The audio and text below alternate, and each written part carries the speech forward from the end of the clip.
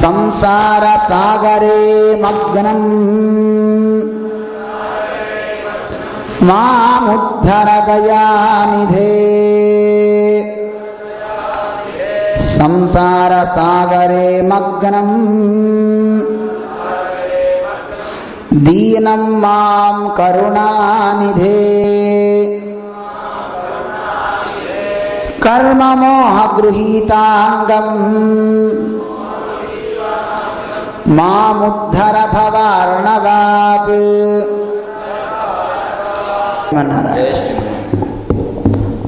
ప్రియ భగవద్బంధువులారా,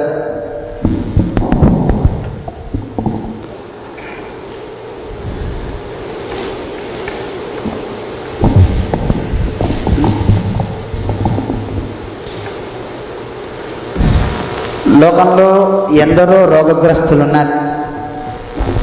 ఒక్కొక్క మందు, ఒక్కొక్క ఔషధం. మనకి వచ్చేటటువంటి రోగాలకి ఎన్ని రోగాలు ఉన్నాయో శతకోటి రోగాలకి అనంతకోటి మందులు, ఔషధాలు లోకంలో లభిస్తున్నాయి. అయితే ఎన్ని ఔషధాలు వేసుకుంటే అన్ని రకాల రోగాలు మనిషికి ఉపశమిస్తున్నాయి. ఆ ఔషధాల వల్ల లేనిపోని రోగాలు వస్తున్నాయి. కానీ ఏ ఔషధాన్ని మనం సేవిస్తే శారీరకమైన రోగాలే కాదు, మానసికమైనటువంటి రోగాలు కూడా, రుగ్మతలు కూడా తగ్గి మనం ఈ భవసాగరాన్ని దాటగలుగుతామో దానికి కావలసిన ఉపాయాన్ని చెప్పే ఏకైక గ్రంథం మనకి శ్రీమద్ భాగవతం. ఇదొక గొప్ప ఔషధం అంటారు మన పెద్దలు. మనకి కులశేఖరుడు అని ఒక ఆళ్వారు, ఆ ఆళ్వార్లు చాలా చెప్తున్నాం, అందంగా చెప్తారు. ఏమయ్యా కిమౌషధై అని మనకి చెప్తూ, ఎందుకు మిగతా ఔషధాలంతా వేసుకుంటారు, కృష్ణ రసాయనం పిబ. కృష్ణ అనే ఒక రసాయనం ఉంది. ఈ రసాయనాన్ని, ఈ ఔషధాన్ని కనుక వేసుకున్నావా నీకు ఈ సంసారం అనేది రానే రాదని అంటారు. అటువంటి గొప్ప ఔషధాన్ని మనం సేవించబోతున్నాం, రోజు సేవిస్తున్నాం. అటువంటి ఆ భగవంతుని యొక్క స్మరణ ఎలాంటి వాడికైనా సరే గొప్ప శక్తినిస్తుంది అని చెప్పే కథని మనం నిన్న తెలుసుకున్నాం. అంటే భగవన్నామాన్ని చెప్పడానికి వయస్సుతో నిమిత్తం లేదు. ఏ వయస్సులో చెప్పినా, ఎప్పుడు చెప్పినా ఆసక్తి కలిగి చెప్తే చాలు. భగవన్నామాన్ని ప్రేమతో చెప్తే చాలు, వాడికి ఆ నామం మహిమ భగవంతుడిని అందిస్తుంది అని చెప్పడానికి నిన్న ధ్రువుని యొక్క చరిత్ర మనకి ఆదర్శం. 5 ఏళ్ల పిల్లవాడు, తాను తల్లి వెళ్ళి, పినతల్లి వెళ్ళి తపస్సు చేయరా, నా కడుపున పుట్టాలంటే తపస్సు చేయాలి, అధోక్షుణ్ణి చక్కను జపం చేయాలి అని పరమాత్మ పేరుతో సహా చెప్పింది. కొంతమంది లోకంలో మనకి చాలా ఉపకారాలు చేస్తూ ఉంటారు. ఎవరైతే కనుక తిట్టారో ఆ తిట్టినవాడు మనకి చాలా ఉపకారం చేస్తారు. కానీ తిట్టిన వాడిని మనం తిడతాం. వాడు మన ఏదో ఒక రకంగా దోషాన్ని మనకి ఆరోపించి మనని రంధ్రాన్వేషణ మనలో చేస్తున్నప్పుడు నిజంగా మన గుణాల గురించి ఎవరు చెప్తారు చెప్పండి? మనం ప్రతివాడు నా అంత గొప్పవాడు లేడని మనం భావిస్తుంటాం. కానీ మన అందచందాలు చూసుకోవాలంటే మనకు ఒక అర్థం ఎలాగా సహకరిస్తుందో, ఒక్కోసారి ఈ లోకంలో మనం నిందించేవాడు కూడా మనకి అర్థం లాంటి వాడే. ఎందుకంటే మనలో ఉన్న దోషాలన్నీ ఎత్తి చూపుతాడు. ఇదిగో నీ దోషం ఇలా ఉంది అని చెప్తాడు. కానీ చెప్పగానే చాలామంది వరకు దాన్ని తీసుకునే మహానుభావులు కొంతమంది చక్కగా తీసుకుంటారు, కొంతమంది కోపం వచ్చేస్తున్నాడు, నువ్వు నాకు చెప్పేవాడు విట్రా. అంటే ఉపన్యాసం చెప్పేటప్పుడు అందరం చెప్తాం ఇవన్నీ కష్టం అని. చూడండి, ఉపన్యాసం చెప్పేటప్పుడు మీరే నాకు రేపొద్దున స్టేజ్ దిగ్గానే సలహా ఇచ్చారనుకోండి, స్వామీజీ మీరు ఉపన్యాసం చెప్పేటప్పుడు కొన్ని సవరణలు ఇవి చేసుకోవాలని చెప్పారు, నీ మొహం నువ్వు నాకు చెప్పేవాడు విట్రా అనొచ్చు, చెప్పలేము. ఇది మాటల వరకు చెప్పుకుంటున్నాం, ప్రాక్టీస్ కూడా కావాలి కదా మనకి. అందువల్ల కానీ మనకి పెద్దలు చెప్తున్నారు ఈ సంస్కారం మనకు కలగాలి. ఒకరెవరైనా ఒక ఉపాయాన్ని మనకి చెప్పినప్పుడు తప్పకుండా అలాగే చేస్తాం, దానికి కావాల్సినటువంటి ప్రయత్నాన్ని చేస్తాం అనే ఒక బుద్ధి రావాలి. కానీ మనుషుల్లో అది రాదు. ఎంతసేపు వాడు నాకేమిటి చెప్పేది అనే స్థితిలో మనం ఉంటాం. కానీ అటువంటి గొప్ప స్థితి మనకి కలగాలని చెప్పడానికి ధ్రువుని ఒక కథను చూపించారు. మనిషికి చూడండి, ఒక మాట అంటే తాత్కాలికంగా మాట పడ్డవాడికి దుఃఖం అనేది రావచ్చు, వస్తుంది. రాకపోతే వాడు ఈ చెక్క రెండు ఒకటేనే కదండి. ఎవడైనా తిట్టినప్పుడు బాధ కలక్కపోయినా, లేదా పొగిడినప్పుడు ఆనందం కలక్కపోయినా వాడు మనిషి కాదనే అర్థం. అయితే ఆనందం తాత్కాలికంగా అది శరీరం వరకు తీసుకోవాలి తప్ప ఆత్మ వరకు లోపల దాకా తీసుకుపోవడానికి వీలు లేదు. అది లోపల కంటించుకుంటే అన్ని ప్రమాదాలండి. ప్రతివాడు తిట్టిన తిట్లన్నీ మనం స్వీకరించామనుకోండి, అది మనస్సుకు తీసుకుంటే అది ఒక పెద్ద గాయం. మామూలుగా చెవుల దాకా విన్నది వింటాం, సరే ఫోన్లే అనుకుంటే అది చాలా కష్టం. మనకు ఒక అద్భుతమైన కథని చెప్తూ ఉంటారు పెద్దలు మనకి. ఒక సన్యాసి భిక్షాటనకని బయలుదేరి వెళ్ళాట. ఒక ఇంటికి వెళ్తే ఆ సన్యాసి ప్రార్థన చేశాడు, భవతి భిక్షాందేహి అని అడిగేటండి. అడగగానే ఆవిడ భిక్ష వేస్తూ అందట, ఏమయ్యా పుష్టిగా ఉన్నావు, ఒక ఇంట్లో కూరలు చేసుకుని తినేవాడికి 60 ఇళ్లలో తినేవాడికి, అంటే ఒక్కొక్క ఇంట్లో వేసేంటి కూరలు చాలా ఎక్కువగా తినే ముష్టివాడికి మనం తినేది ఒక్క కూరే, కానీ ముష్టివాడు 60 కూరలు తింటాడు. చాలా వాడికి పంచపక్ష పరమాన్నాలన్నీ ఉంటాయి వాడికి. వాడిని చూసి అందట, ఏమయ్యా సన్యాసివి, ఇంత శరీరం చక్కగా సౌష్ఠవంగా ఉంది, ఏం పని చేసుకుని బతకలేవు యాచన చేసుకునే బదులు అని నానా రకాల మాటలు అన్నీ మాట్లాడింది కండి. విన్నాడు. అంతా ఆయన తర్వాత, తల్లి నీ భిక్ష నాకు వద్దు అన్నట్ట. వద్దపోతే మాని నేనే తింటాను అన్నీ అందుట. అలాగే తల్లి నువ్వు తిట్లు కూడా నాకు వద్దన్నట్టు. ఆ తిట్లు ఎవరు తీసుకోవాలి? అంతేకాదు భిక్ష వద్దన్నాడు, ఆ భిక్ష నేనే లోపలికి తీసుకుపోయి నేనే తింటా అంది కదా. అలాగే నీ తిట్లు కూడా నేను తీసుకోవట్లేదు, అవి కూడా నీకే ఇచ్చిస్తున్నా, తీసుకో. అంతే కదండి, దాన్ని వాడిని స్వీకరించాలి. అన్నీ విన్నాడు, కానీ మనస్సు దాకా పట్టుకోలే. మనస్సు దాకా పెట్టుకున్నాం అనుకోండి, వాడు పగలు రాత్రి దాన్ని ఆలోచిస్తూనే చింతిస్తుంటాడు. అయ్యో నన్ను తిట్టారే అని దిగులు చెందుతూ ఉంటాడు. దానివల్ల వాడికి అనారోగ్యం వచ్చే ప్రమాదం కూడా ఉంటుంది. అందువల్ల వచ్చే లోకంలో మనకు వచ్చే వాటిని అన్నిటినీ హృదయం దాకా తీసుకుపోకండి. దానివల్ల కలిగే ప్రమాదాలు చాలా ఎక్కువ. అందువల్ల అంత దాకా తీసుకుపోకూడదు. ఒకవేళ తీసుకుపోయినా మంచి విషయాలకి తీసుకుపోవాలి. ధ్రువుడు తన తల్లి చెప్పింది, పినతల్లి చెప్పింది మంచిదేరా, నువ్వు వెళ్ళి తపస్సు చేయని చేశాడు. సాక్షాత్తు భగవంతుని యొక్క సాక్షాత్కారం ఆ పిల్లవాడికి కలిగింది. అటువంటి గొప్ప శక్తి ఏ మహానుభావుడు అయితే కనుక గొప్ప భక్తి కలిగి ఉంటాడో ఆ మహానుభావుడి వంశంలో ఉన్న వాళ్ళందరూ కూడా విష్ణు భక్తి పరాయణత అందరికీ వస్తుందండి. ఆ వంశం మొత్తం తరిస్తుంది. అటువంటి ఆ ధ్రువుడి వంశంలోనే ఆయన కుమారుడు ఉత్కలుడు అని ఒక కుమారుడు పుట్టాడు.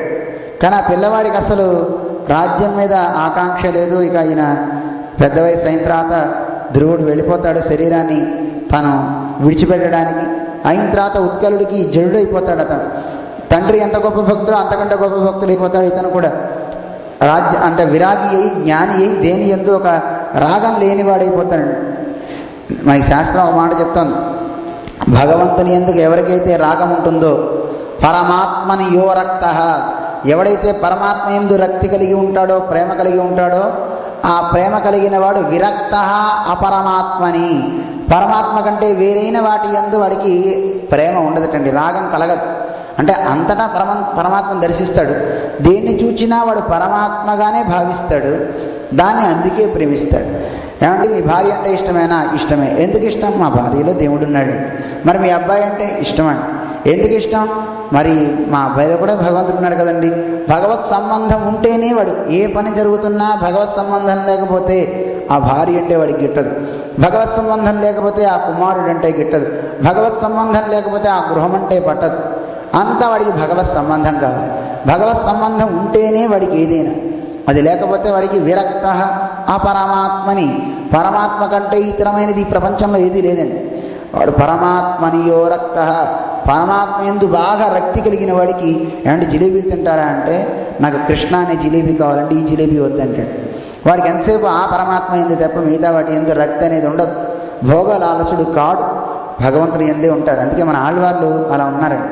ఉండం సోరు పనుగొనీరు తిండం వెత్తులయం ఎల్లాం కಣ್ಣని అంటారు. వాళ్ళు కట్టే బట్ట అయినా, తినే తిండి అయినా, త్రాగే నీరైనా సమస్తం మాకు కృష్ణుడే అన్నారు. కണ്ണనల్లాల్ దైవం ఎల్లై, కృష్ణుడు తప్ప మాకు ఇంకో దైవం లేనే లేదన్నారు. అలాంటి గొప్ప మహానుభావులు మనలాగా ఇప్పుడు కాసేపు ప్రవచనం చెప్తాం, అయిన తర్వాత మళ్ళీ మనం ప్రసాదాలకి వెళ్తాం. కానీ మనకి ఎందుకంటే ఆగలేం. మనకి ఈ ప్రవచనాన్ని, ఈ ఉపన్యాసాన్ని, ఈ గుణగానాన్ని ఆహారంగా తీసుకోలేం. వినటం వల్ల మీకు నీరసం, చెప్పడం వల్ల నాకు నీరసం కదండి. అందువల్ల మనకి ఇలాంటి నీరసాలు వస్తాయి. కానీ వాళ్లకు మహానుభావులైన పెద్దలకి వాళ్ళు ఈ భోగాల మీద రక్తి లేక పరమాత్మ యొక్క గుణగానమే వాళ్ళకు ఆహారంగా ఉంటుంది. పాథేయం పుండరీకాక్షనామ సంకీర్తనామృతం అంటారు మన పెద్దలు. వాళ్ళకి ఏదైతే దారిభత్యం. ఇక్కడి నుంచి ప్రయాణం అవుతుంటే మనం చూడండి, ముందే ప్రిపరేషన్ చేసుకుని జంతికలు చేసుకుందాం, చెక్కలు చేసుకుందాం అని ప్రిపేర్ అయ్యి అన్నీ మనం బాక్సుల్లో పెట్టుకుపోతాం.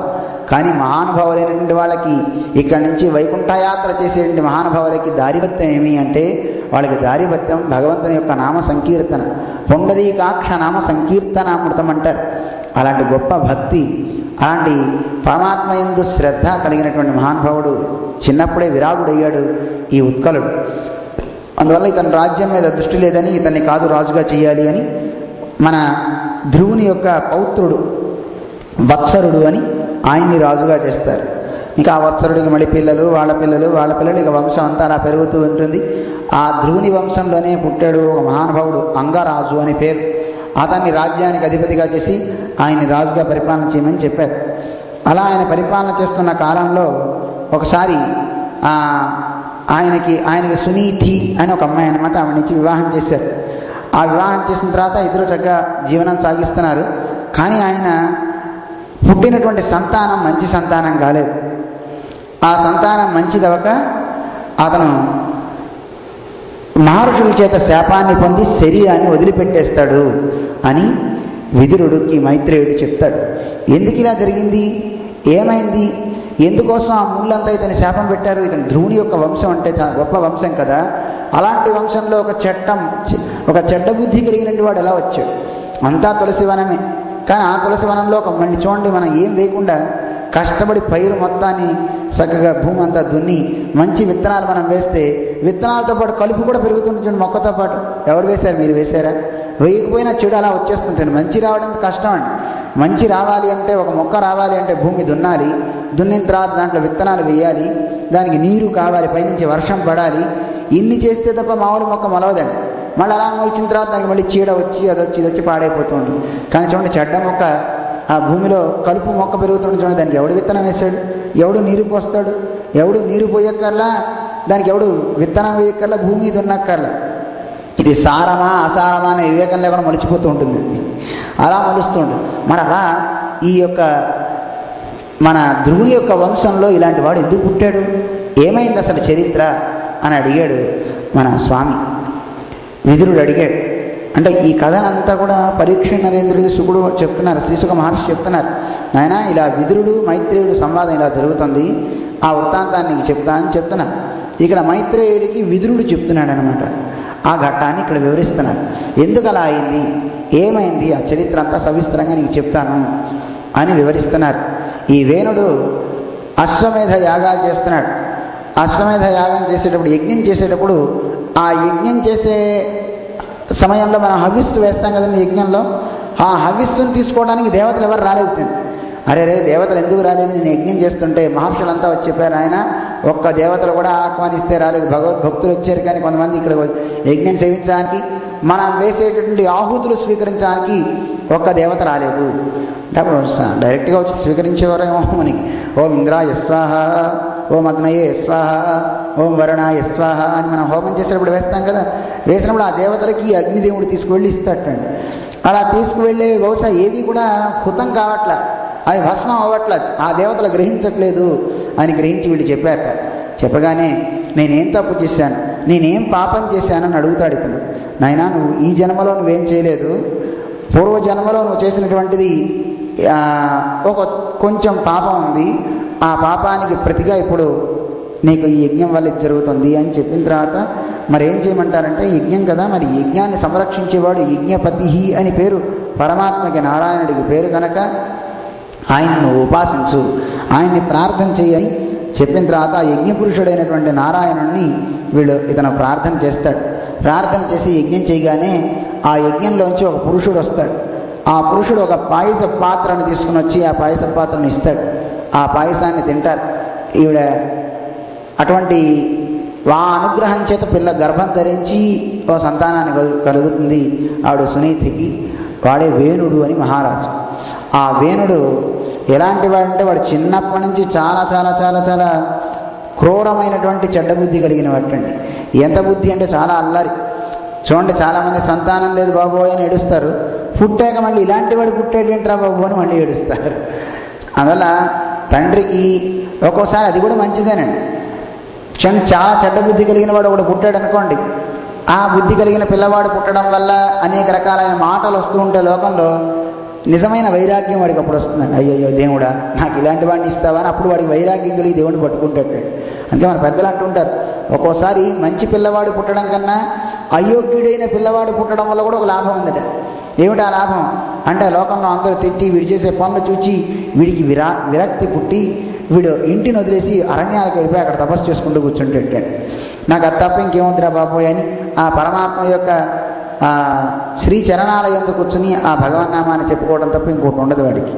అలాంటి బుద్ధి కూడా కలుగుతుంది. అది దానికి ఒక హేతు. ఒక్కోసారి భగవంతుడు అన్నిటి నుంచి మనని దూరం చేయడానికి ఇలాంటివి కూడా పెడుతూ ఉంటాడు. చెప్పరా అందువల్ల పాపం అసలు పిల్లలు లేరని బాధపడుతుంటే పుట్టిన పిల్లవాడి వీడు కాస్త ఇలాగా ఉన్నాడు, ఇలా తయారయ్యాడు. అందువల్ల అయ్యో సాక్షాత్తు హిరణ్మయేన పాత్రేణ సిద్ధమాదాయ పాయసం, ఒక బంగారు పాత్రలో పాయసాన్ని ఇస్తే ఆ పాయసం చేత కలిగినండి పిల్లవాడు ఇలాంటి తయారయ్యాడే అని పాపం వీళ్ళు బాధపడుతుంటే, ఆ పిల్లవాడు ఎలా ఉన్నాడంటే వీడు ఆడుతూ ఉండేవాట. ఆడుతూ ఉంటూ రాజకుమారుడేమో వీడికి బాగా గర్వం ఎక్కువ, అందులోనూ చాలా మూర్ఖుడు. అలాంటి వీడు ఆ క్రీడే క్రీడతో బాలాను పిల్లలతో ఆడుతూ ఉండేవాట. ఆడుతూ ఆడుతూ ఒకసారి ఏం చేసేవాడు, వయస్యానతిదారుణ, వాళ్ళందరినీ కూడా ఆడుతూ ఆడుతూ ఏ రకమైనటువంటి వాళ్ళ పట్ల ఒక క్రోధభావం లేకుండా యజ్ఞంలో పశువుల్ని చంపినట్టు చంపేసేవాటండి. ఆడుతూ ఆడుతూ ఒకసారి ఖడ్గం తీసేవాడు అందరినీ చంపేస్తుండేవాట. పసిపిల్లల్ని, చిన్నపిల్లల్ని, అసలు వాడితో సమానమైన వయస్సు కలిగిన వాళ్ళందరినీ సంహరించేసేవాడు. ఇదేం బుద్ధిరా నీకు, ఇలా చంపుతున్నారని లోకంలో ఉన్న వాళ్ళంతా కూడా చాలా బాధపడ్డారట. బాధపడి ఇలాంటి పుత్రుడు కలిగాడని రాజు దగ్గరికి వెళ్ళి అందరూ చెప్పారట. పాపం వాళ్ళు కూడా ఏం చేస్తారు, ఇలా పాపాత్ముడు పుట్టాడని బాధపడుతున్నారు వాళ్ళు కూడా. ఇలా ఉన్నటువంటి పుత్రుడు కలగడం వల్ల రాజు శోకించి ఏం చేయాలో తెలియక అందరూ వచ్చి అనేక రకాలైనటువంటి మాటలు చెప్తున్నారు. ఏమయ్యా మహారాజా, ఇలాంటి పిల్లవాడు కలిగితే ఎలాగా, వీడు చాలా దుష్టుడై ఉన్నాడు అని చెప్పడం జరిగింది. ఇక రాజుగారికి అనిపించిందట, తండ్రి ఇలాంటి పిల్లవాడు పుట్టాడు, అందరూ నన్ను తిడుతున్నారు, వీడికి చెప్పినా వీడు మూర్ఖుడు వింటలేదు. మనకి చూడండి శాస్త్రం చెప్తుంది, ధర్మశాస్త్రం, యవ్వనం ధన సంపత్తి ప్రభుత్వం అవివేకిత అని 4 గనక ఒకటి గనక వస్తే ఎంత డేంజర్ అంటే యవ్వనంలో ఉండాలి, అందులో యవ్వనంలో ఉండి వాడికి ఏమాత్రం వివేకం లేకుండా ఉండాలి, దాంతోపాటు ధన సంపత్తి బోల్డంత డబ్బు ఉండాలి, దాంతోపాటు వాడు యవ్వనం ధన సంపత్తి ప్రభుత్వం, వాడు ఒక రాజు అవ్వాలి. ఎలా ఉంటుంది అలాంటి వాడు? ఈ 4 క్వాలిటీస్ కలిగిన వాడు కనుక ఒక రాజు అయ్యాడంటే అంతే సంగతి అండి. ఆ రాజ్యంలో ఉన్న వాళ్ళందరూ అంతే అవుతారు. అందులో చాలా కుర్రవాడు ఉండి చేతిలో బోల్డంత డబ్బు ఉంది, ఆ డబ్బుని ఎలా వాడాలో తెలియనటువంటి ఒక అవివేకం, వీటన్నిటికితో కూడినవాడు అంటే ఏకైకప్యనర్థాయ, ఇందులో ఒక్కొక్కటి ఉంటేనే చాలా అనర్థాలండి. యవ్వనంలో ఉన్నవాడిని అందుకే రాజుగా అంగీకరించాలని చాలా కష్టం. ఎందుకంటే ఏ తొందరపాటు నిర్ణయాలు తీసుకుంటాడో ఒక అనుభవం ఉండాలి. అనుభవం ఉండేవాడు కనుకైతే కనుక చక్కగా దేన్ని ఏం చేస్తే బాగుంటుంది, ఏది మంచిది ఏది చెడు అనేది కాస్త ఆలోచించి నిర్ణయాత్మకంగా చక్కగా చేయగలిగేవాడు ఉండాలి. అందులో ఒకవేళ యవ్వనంలో ఉన్న సాధుత్వం, వాడిలో సాధు గుణాలు మంచి గుణాలు ఉండాలి. అవి లేవనుకోండి చాలా ఇబ్బంది అవుతుంది. అందులో వీడు యవ్వనంలో ఉన్నాడు, ధనం బోళ్ళతుంది, రాజ్యం వచ్చేసింది. ఎందుకంటే తండ్రి అరణ్యాలకు వెళ్ళిపోయాట చెప్పకుండా, తన భార్యకు కూడా చెప్పకుండా వెళ్ళిపోయాటండి ఈ మన అంగరాజు. వెళ్ళిపోయి అరణ్యాలకు వెళ్ళిపోయి అక్కడ కూర్చొని తపస్సు చేసుకున్నాడు విరాగంతో, విరక్తితో. నాకు ఇలాంటి పుత్రుడు పుట్టాడే, అందరూ నన్ను తిడుతున్నారే, మరి రాజు లేరు, రాజు లేకపోతే రాజ్యం అంతా పాడైపోతుంది, దొంగలు పడి అనేక రకాలుగా ఇబ్బంది అవుతుంది కనుక ఈ తల్లి చెడ్డవాడని తెలిసినప్పటికీ వీడినే రాజుగా చేసేసిందిటండి. ఎప్పుడైతే రాజుగా చేసిందో వీడి యొక్క రాజ్యంలో అరాచకాలు పెరిగిపోయినాయి. వీడికి అసలు ఎంత దుష్టభావం అంటే ఇంకా అందరినీ శాసించేస్తున్నాడు. అందరికన్నా నేనే గొప్పవాణ్ణి అని ఓ బుద్ధితో అందరినీ అవమేనే మహాభాగాన్ స్తబ్ధ సంభావిత స్వతః, జ్ఞానులైన పెద్దలందరినీ కూడా విమర్శిస్తున్నాడు. వాళ్ళందరినీ ఇతనే శాసిస్తున్నాడు. భాగవతోత్తములను ఎప్పుడు నిందించకూడదు. అలాంటి భగవద్భక్తులందరినీ నిందించడం మొదలుపెట్టాడు. అది మొదలుపెట్టడమే కాదు, అందరికీ చెప్తున్నట్ట, రథంలో తిరుగుతూ అందరికీ భయాన్ని పుట్టిస్తున్నట్టు. అమ్మో వీడు వస్తున్నాడంటే అందరూ తలుపులు వేసుకునేవాటండి రాజ్యంలో ఉన్న వాళ్ళంతా. తలుపులు వేసుకుంటే ఒక బాధ, తలుపులు తీస్తే ఒక బాధ. ఎవరు కనపడితే వాడిని చంపేస్తాడు, లేదా ఎవరినవతి కనపడితే వాళ్ళని తీసుకుపోవచ్చు. ఇలాంటి దుష్టుడైపోయాడు. శాసనం చేసేట రాజ్యంలో, నేను చెప్పిందే చెయ్యాలి.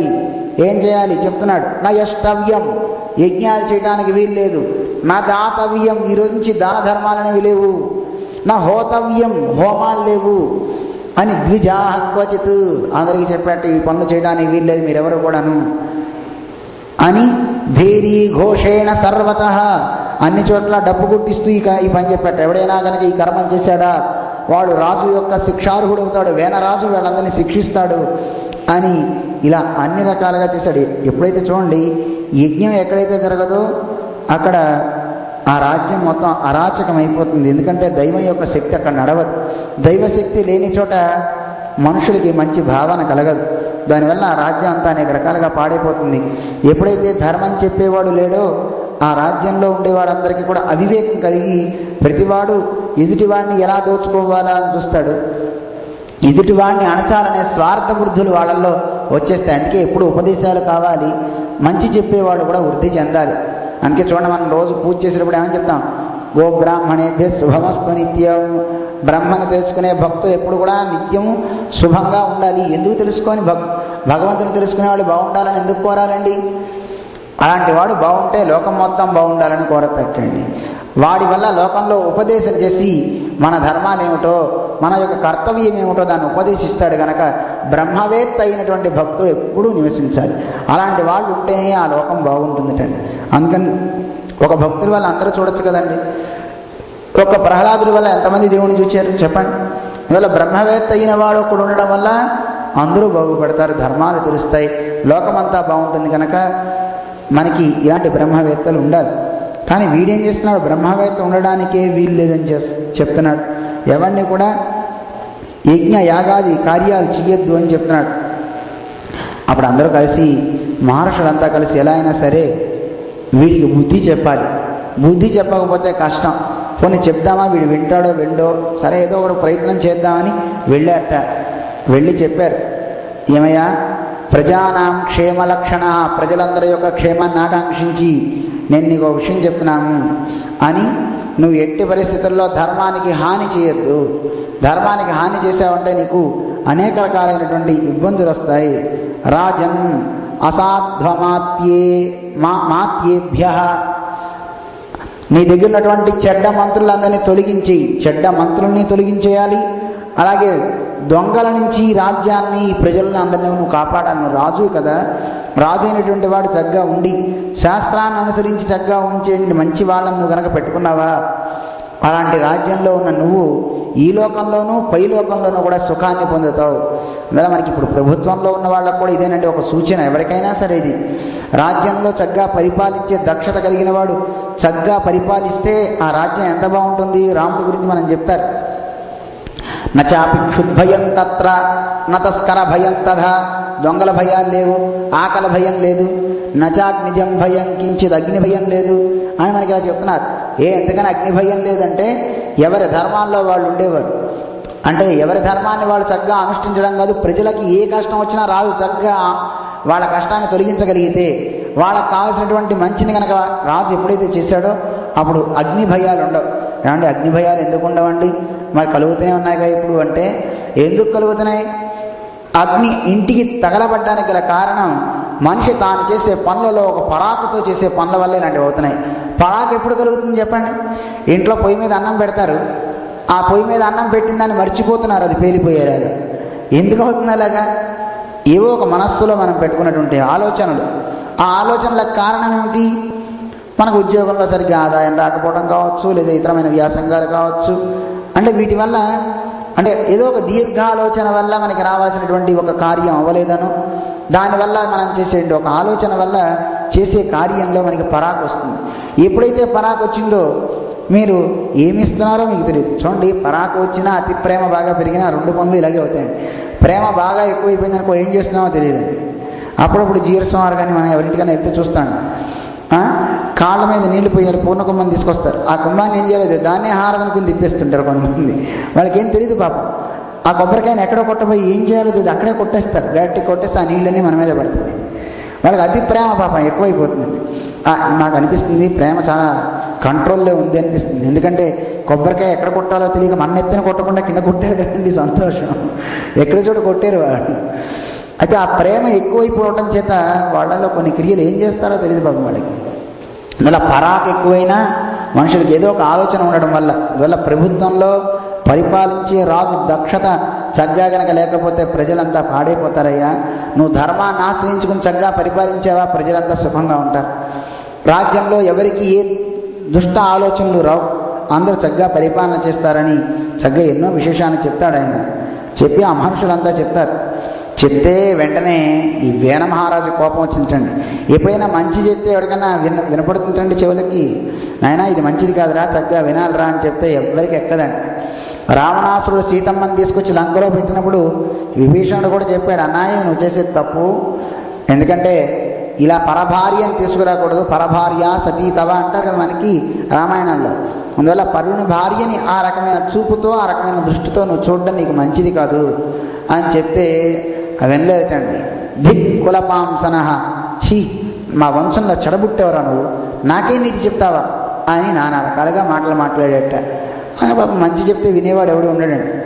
అందువల్ల మంచి చెప్పేవాళ్ళు లోకంలో తక్కువే, వినేవాళ్ళు చాలా తక్కువే. మనకి శ్లోకం కూడా ఒక మాట కూడా నానుడు ఉంది లోకంలో, సులభా పురుష రాజన్. హే రాజా, లోకంలో ఎలాంటి పురుషులు దొరుకుతారో తెలిసినా? దొరుకుతారు మంచివాడు. ఎవరు వాళ్ళు? సతతం ప్రియవాదిన. ఒక వ్యక్తి చేసే తప్పులు బాగా చేస్తున్నాడు అనుకోండి, ఆ వ్యక్తి చాలా గొప్పవాడు అనుకోండి, చాలా కోటీశ్వరుడు అనుకోండి, లేదు ఒక అధికారం చేతో ధనం చేతో రూపవంతుడో ఎవడో అయితే అలాంటి వాడు చేసే తప్పుల్ని చెప్పడానికి భయపడిపోతారట. ఆ తప్పు చేసినా ఏమని చెప్తారు? అబ్బా మీరు ఎంత బాగా చేశారండి, చాలా బాగా చేశారండి. వీడు అడుగుతాట నేను చేసిన పని ఎలా ఉంది అని అడిగితే నిజంగా చెప్తే నిజంగా వాడి యొక్క ప్రేమని వాడిని బాగు కోరిన వాడైతే కనుక వాడు చేసిన తప్పుని చెప్పాలి. అయ్యా ఏమనుకోకండి, క్షమించండి, మీరు చేసిన దాంట్లో ఇది తప్పు ఉంది అని చెప్పామనుకోండి, అప్పుడు బాగుంటుంది. అలా కాకుండా ఎవరైనా, అందుకే మన జీరస్వామిని మీరు చూడాలి, ఎవరైనా వచ్చి స్వామివారి దగ్గరికి వచ్చి స్వామీజీ మీరు ఉపన్యాసం అద్భుతంగా చెప్పారండి అంటే ఆహా అలాగా అంటారు.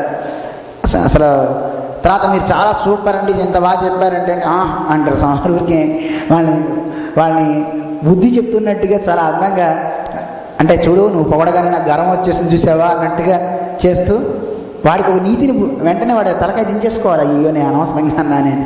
అయితే మంచిగా చెప్పినప్పుడు చాలా ఆనందిస్తారు అనుకోండి, కానీ కొంతమంది మనస్సులో ఏ భావాన్ని పెట్టుకుని వచ్చారో వాళ్ళకి తగ్గట్టుగా సమాధానం చెప్తారు. ఎవరైనా చాలా బాగుందండి అన్నారనుకోండి, సంతోషం అంటారు.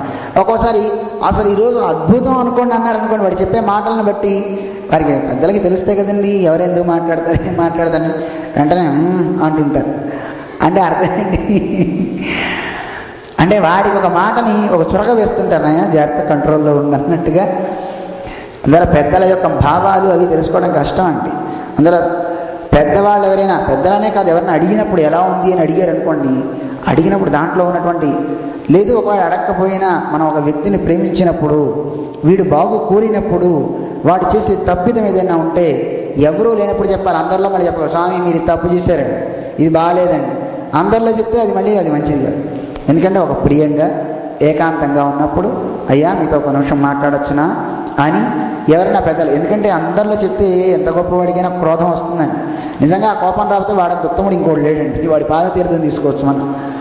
ఎందుకంటే నలుగురిలో చెప్తే ఎవరికైనా కోపం వస్తుంది.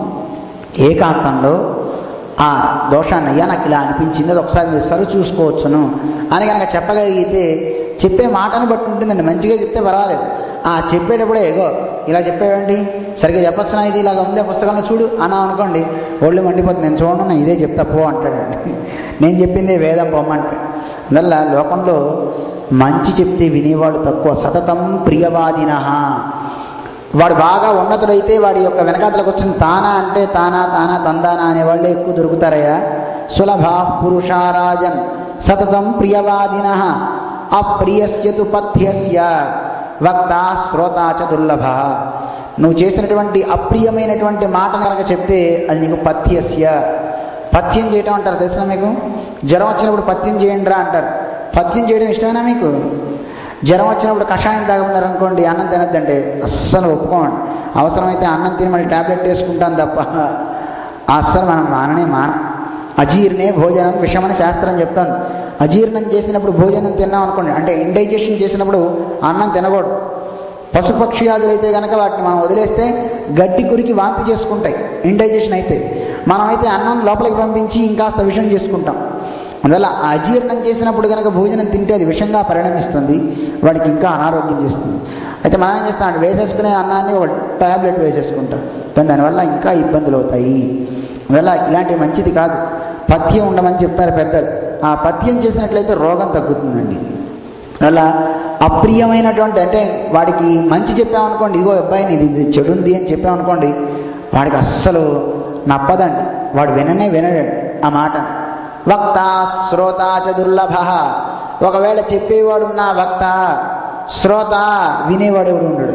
ఒకవేళ వినేవాడు ఎవడైనా ఉన్నా చెప్పేవాడు దొరకట్టండి, చాలా కష్టం అంటండి మంచి చెప్పేవాడు.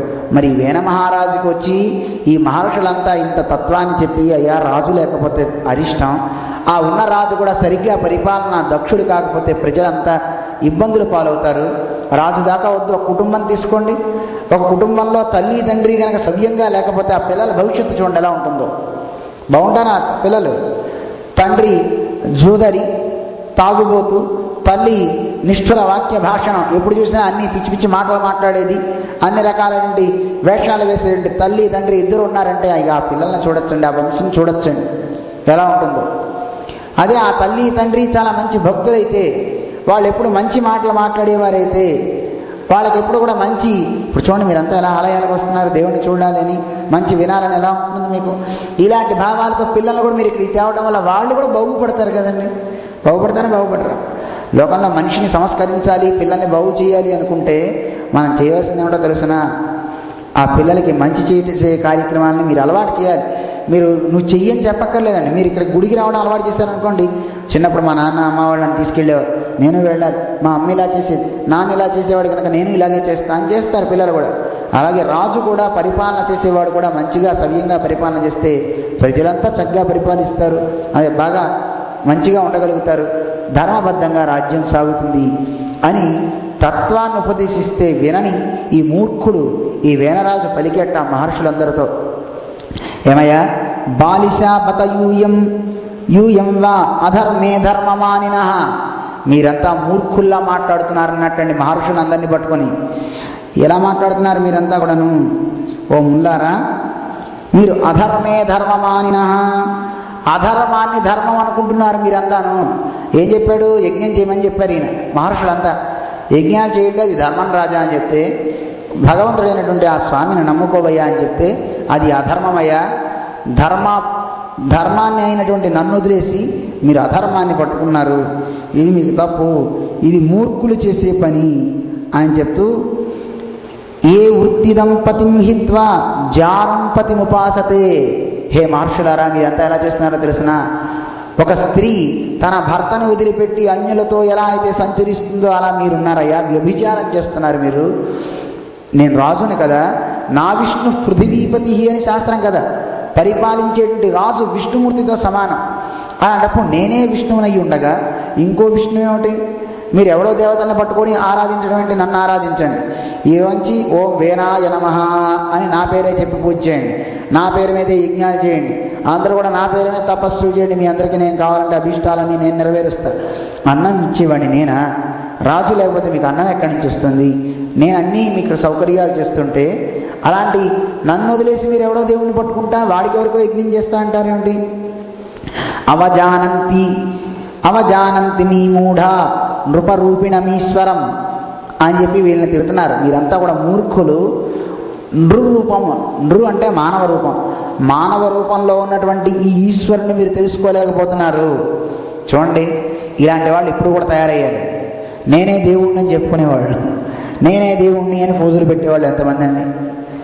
అలా అనుకోవచ్చునా? వాళ్ళ పేరుగా ముందు ఓము, వాళ్ళ పేరు చివరాత నమః పెట్టేసుకుంటున్నారండి. అందువల్ల మేమే దైవాలం అని చెప్పేసి ఆరాధించుకోవడం అనేది, వాళ్ళకి వాళ్ళే పేర్లు రాసుకోవడం అనేది తప్పండి. ఎవరైనా జ్ఞాని అయినవాడు ఆయన యొక్క మహాత్మ్యాన్ని తెలుసుకుని ఆయన చక్కగా అనుకోవచ్చు. నిజంగా గురువు, జ్ఞానాన్ని ఇచ్చే గురువుని మనం దైవంగా భావిస్తాం, వారు దైవము అని మనం భావించాలి. భావించకపోతే మనం పాడైపోతాం. గురువుని గురువుగా భావించకూడదు, గురువుని దైవంగా భావించాలి. కానీ ఆ గురువు ఏం భావిస్తాడు? నేను మానవుణ్ణి, నా గురువు దైవము అని భావించాలి. అర్థమవుతామని చెప్పింది. ఆ గురువు నేను మానవుణ్ణి అనుకుంటాడు, వాళ్ళ గురువు దైవం అని భావిస్తాడు. కానీ ఆ గురువుని ఆశ్రయించుకుని మనం ఏమనుకోవాలి? ఆ గురువు దైవంతో సమానము, ఆయనే బ్రహ్మ విష్ణు మహేశ్వరుడని మనం భావిస్తాం. అందుకే మనం గురు బ్రహ్మ గురు విష్ణు గురుడు దేవో మహేశ్వర అని చదువుతాం కదా. బ్రహ్మ అంటే జ్ఞానాన్ని పుట్టించేవాడు, విష్ణు ఆ జ్ఞానం చేత చక్కగా మనం నిలుపువాడు, పోషించువాడు. ఆ జ్ఞానాన్ని అంతా మన లోకంలో విస్తరింపజేసి అందరినీ చక్కగా ఉజ్జీవింపజేసే ప్రవృత్తి కలిగిన వాడు విష్ణువుతో సమానుడు. ఇక గురువు దేవో మహేశ్వర. ఏం చేస్తాడు గురువు? ఎక్కడ అజ్ఞానం ఉంటుందో ఆ అజ్ఞానాన్ని మొత్తాన్ని లయం చేస్తాడు, చీకటిని పారద్రోలుతాడు. అందుకే ఆయన మహేశ్వరుడుగా కీర్తించబడతారు. అందువల్ల గురువు అనేటువంటి వాడు ఎవడైనా లోకంలో ఉంటే అలాంటి మహనీయులు ఎప్పుడు కూడా సద్గురువులు మేమే దైవాలమని చెప్పుకోరు. సద్గురువు అయిన వారు మేము మానవులమని చెప్పుకుంటారు, అంటే మా గురువు మహనీయులని చెప్పుకుంటారు. అలాంటి ఆ మహనీయుల యొక్క శ్రీచరణాన్ని కనుక మనం ఆశ్రయించుకుంటే మనం బాగుపడతాం. అలాంటి మహనీయులను ఆశ్రయించుకోవాలి, కానీ మేమే దైవాలం అని చెప్పుకుంటే తప్పయ్యా. ఇగో వాడి ఉదాహరణ, అలాంటి భావం కనుక ఉంటే వాళ్ళు ఎలా పాడైపోతారని చెప్పడానికి ఉదాహరణ ఈ వేణ మహారాజు. ఈ వేణుడు చెప్తున్నాడు, నేనే దైవాన్ని, నృరూపిణమీశ్వరం, మానవ రూపంలో ఉన్నటువంటి ఈశ్వరుణ్ణి నేనే, అందరినీ చక్కగా నియమనం చేస్తున్నాను. అందువల్ల మీరు గనక నన్ను గనక ఆశ్రయించుకున్నారా, మీకందరికీ కూడా నాను నిందంతితే భద్రం ఇహలోకే పరత్రచ, మీరు ఈ లోకాల్లోనూ పై లోకాలు కూడా సుఖాన్ని అనుభవించగలుగుతారు. అందువల్ల నన్నే ఆశ్రయించండి అన్నట్టే. ఎవడైనా భాగవతం పుస్తకం తెరిచి ఒకసారి ఈ పేజీ తీసి చదివేసి భాగవత సారం ఇదే అనుకున్నా అంటే డేంజర్ అండి. ఈరోజు వేణాయ నమః అని పూజ చేస్తా అంటే కష్టం. అందుకే గ్రంథాన్ని ఆమూలాగ్రం చదివితేనే మనకి ఆ తత్వం తెలుస్తుంది. తెలియకుండా ఎవడో ఒకసారి ఆ పుస్తకాన్ని తెరిచేసేసి ఇదిగోండి భాగవత సారం నేను చెప్తాను ఒక ఆయన చెప్పేటండి, స్వామి చెప్తుంటారు ఎప్పుడు. చెప్పి భాగవతంలో సారం ఏమిటి అంటే, ఒకే మంత్రాన్ని ఉపదేశిస్తా, ఈ మంత్రాన్ని కనుక జపిస్తే చాలు కొన్ని కోట్ల ఫలాలు మనకి కలుగుతాయిట. ఈ లోకంలో సుఖాలు, పరలోకంలో సుఖాలు, వాడికి అన్ని శక్తులు వస్తాయిట. ఏమిటా మంత్రం అన్నట్టండి అందరూ కూడా. ఓం హిరణ్యకశపాయ నమః అన్నట్టండి వాడు. ఓ ఈ మంత్రం, అయ్యయ్యో ఎవర్రా నీకు చెప్పింది, అది భాగవత సారం అదేమిట్రా అని. లేదండి భాగవతంలో ఆ మాట ఉందండి అన్నట్టు. ముందు వెనకాల చూడకపోతే ఎంత ప్రమాదం చూడండి. ఆ ముందు వెనకాల చూస్తే మనకి తెలుస్తుంది. ముందు అన్నవాడు హిరణ్యకశిపుడు వాళ్ళ కుమారుడితో అంటున్నాడు, మిగతా బ్రాహ్మణులతో మునులతో అంటున్నాడు, నా నామాన్ని చెప్పండి, దైవం లేదు, నారాయణుడు కాదు, ఇప్పుడు వేణుడు చెప్పినట్టే. అలా చెప్పి అన్నిటినీ మానిపించాడు, దెబ్బతిన్నాడు కదండి. అందువల్ల వాళ్ళ ఈశ్వరుడు, వాళ్ళ ఈ లోకాన్ని నియమించేవాళ్ళు. అందువల్ల ఈ లోకంలోనూ పై లోకంలోనూ సుఖం కలుగుతుందని. అందుకే మనంతా మనం పుస్తకాలు చదువుకుంటే ఇలాంటి ఇబ్బందులు వస్తాయండి. వెంటనే ఈ పుస్తకం చూసి ఇదే కరెక్ట్ అనుకుంటే, ఎందుకంటే ఒక సంస్కృత శ్లోకం చూసేసి ఇది బాగుంది కదా అని చదివేస్తే ఇబ్బందులు. అందుకే ఏం చేయాలి? ఉపదేశాత్ హరిబుద్ధ్వా, చక్కగా నువ్వు ఉపదేశాన్ని స్వీకరించు, సదాచార్యుల ద్వారా శ్రవణాన్ని చెయ్యి, సద్గ్రంథ పఠనాన్ని చెయ్యి, సద్గ్రంథాన్ని శ్రవణం చెయ్యి. తద్వారా శ్రవణం చేస్తే ఏం చేస్తావు? నువ్వు ఉత్తమ స్థితిని పొందుతావు, నీకు యుక్తాయుక్త విచక్షణ కలుగుతుంది. ఏది చేయవచ్చునో ఆ గురువులు ఉపదేశిస్తారు, అది నువ్వు చేయటం వల్ల మంచి ఉన్నత స్థితికి చేరతావు అని మనకి శాస్త్రం చెప్తుంది. అందువల్ల ఇక్కడ చెప్తున్నాడు, నా నామాన్ని చెప్తే ఏ లోకంలో పై లోకాల్లోనూ మీరు భోగాలన్నీ అనుభవిస్తారయ్యా. కో యజ్ఞ పురుషో నామ, ఎవరయ్యా యజ్ఞ పురుషుడు అంటున్నారు, ఏది చూపించండి నాకు అంటూ ప్రేలాపాలు పేలాడు ఈ వేణుడు. వెంటనే మహర్షులందరూ కూడా వెళ్ళి సరస్వతి నదీ తీరం దగ్గరికి వెళ్ళి వాళ్ళంతా కూడా అనుష్ఠానం చేసుకొని, ఇలాంటి మహర్షి ఉండడం తగదు, ఇలాంటి రాజు ఈ భూమిని పరిపాలిస్తే రాజ్యమంతా పాడైపోతుందని అందరూ శాపాన్ని పెట్టారట. శాపం పెడితే వాడు చనిపోయాడు వేణుడు. కానీ ఎప్పుడైతే రాజు లేడో, రాజు లేకపోతే రాజ్యం మొత్తం అరాచకం అయిపోతుంది కదండి. ఎవరో మాట వింటారు, ఎవరు ట్యాక్స్ కట్టడు. చూడండి, ప్రభుత్వం ఉంటేనే ట్యాక్స్ కట్టకుండా ఎగ్గొట్టేవాళ్ళు ఎంతమంది అండి, కరెంటు బిల్లులు కట్టిన వాళ్ళు ఎంతమంది అండి. మనం చూస్తూ ఉంటాం. ఇక్కడైతే ఎలా ఉంటుందో మాకు తెలియదు, కానీ ఇక కట్టకపోతే కరెంట్ రాదేమో. అదే మన ఇండియాలో అయితే కరెంట్ ఇవ్వకపోతే వైర్లకి డైరెక్ట్గా వాళ్ళు కనెక్ట్ చేసేసుకుని లైట్లు వెలిగించేసుకుంటున్నారు, మోటార్లు పెట్టేసుకుంటున్నారు, ఎన్ని చేస్తున్నారండి. సీతానగరం ఆ చుట్టుపక్కల వైపు అంతా ఎప్పుడు 1, 2, 3 తారీఖుల్లో 30వ తారీఖు నుంచి 5వ తారీఖు వరకు బండి తిరుగుతూనే ఉంటుందండి. వాడికి కరెంటు బిల్లులు కట్టండి, కరెంటు బిల్లులు కట్టండి అని. నిజంగా ఈ డబ్బు వేస్ట్ చేసే బదులు ఆ బిల్లు వీడే కట్టేసుకోవచ్చు, ఎందుకంటే ఆ బండి ఖర్చు బోల్డ్ అవుతుందండి. అలా ఆ బండి ఖర్చుతో వాడు ఎంత డబ్బు వృధా చేస్తారో డబ్బు కట్టమని. మీకు మళ్ళీ బిల్లులు కరెంట్ ఇబ్బంది అవుతుంది, మళ్ళీ రేపు పొద్దున మాట మమ్మల్ని అనద్దు అని. అంటే కొంచెం బెల్ట్ ఏరియాగా ఉంటుంది కదా, అవతల పక్క కొంచెం గ్రామీణులు పల్లెటూరులా ఉంటుంది కనుక అక్కడ చాలామంది అలా చేస్తూ ఉంటారేమో బహుశా, కానీ అలా తిరుగుతూ ఉంటారు. అదే కాదు, ఎంతో బాగా న్యాయంగా సంపాదించిన ప్రభుత్వానికి ఎవరు ట్యాక్స్ కట్టరు. ఎందుకు కట్టరు? ఈ ప్రభుత్వానికి ట్యాక్స్ కట్టామంటే రేపు పొద్దున సరిగ్గా వాళ్ళు సద్వినియోగపరుస్తారని గ్యారెంటీ ఏమిటి? అదేదో నేనే సద్వినియోగం పరుస్తాను, మనం సద్వినియోగం చేస్తుంటాం. కానీ నిజంగా ప్రభుత్వంలో ఉన్నవాడు మనం కట్టిన ట్యాక్స్ కరెక్ట్గా కడితే వాడు సద్వినియోగం చేయాలి. ఈ బుద్ధి మనకి ఉండదు, దాన్ని చక్కగా రక్షించుకొని వాడికి ఉండదు. మంచిగా వాడదాం అంటే ఇక్కడ బాగా కడుతుంటాను అనుకోండి, ఇక్కడ కడతారు కదా, మనం కట్టినా కట్టకపోయినా జీతంలో వాడే కట్ చేసేస్తాడు, తీసుకుంటాడు. కానీ అలాంటి దానివల్ల చక్కగా లోకం చక్కగా నడుస్తుంది, లోకం అంతా మంచిగా ఉంటుంది. అందులో కో యజ్ఞ పురుషో నామ, ఎవడయ్యే యజ్ఞ పురుషుడు, యజ్ఞం చేస్తే ఎవడు ఈ లోకాన్ని రక్షించేది అని యత్రవో భక్తిరీదృషి అని వీళ్ళందరికీ కూడా బోధించి ఈ ఇబ్బంది పెట్టాడు. ఇలాంటి వేణుణ్ణి మహర్షులంతా శాపం పెట్టి అతన్ని లేకుండా చేశారు.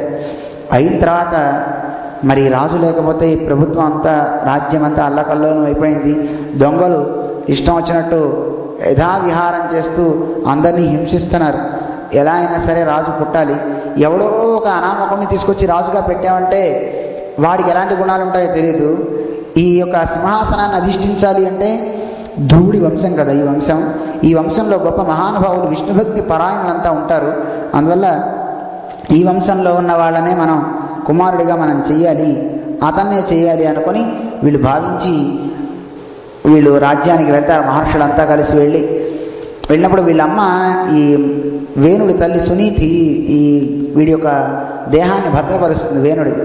ఆ వేణుని యొక్క శరీరాన్ని వీళ్ళంతా కూడా ఆ శరీరం నుంచి పిల్లల్ని పుట్టించేటండి. ఎంత గొప్ప ప్రక్రియ అండి, మనకి ఎంత సైన్స్ అండి. ఇప్పటికీ ఆ సైన్స్ లేదండి మన దగ్గర.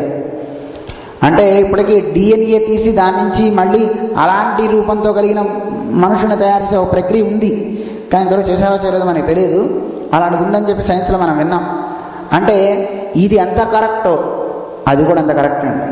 అంటే వాళ్ళు భుజాన్ని ముందు తొడ భాగాన్ని ఊరుని ఒకసారి మదించేటండి. వాళ్ళంతా మదించి అందులోంచి ఎవడైనా పిల్లవాడు పుడతాడేమో చూద్దామని చూసేటండి.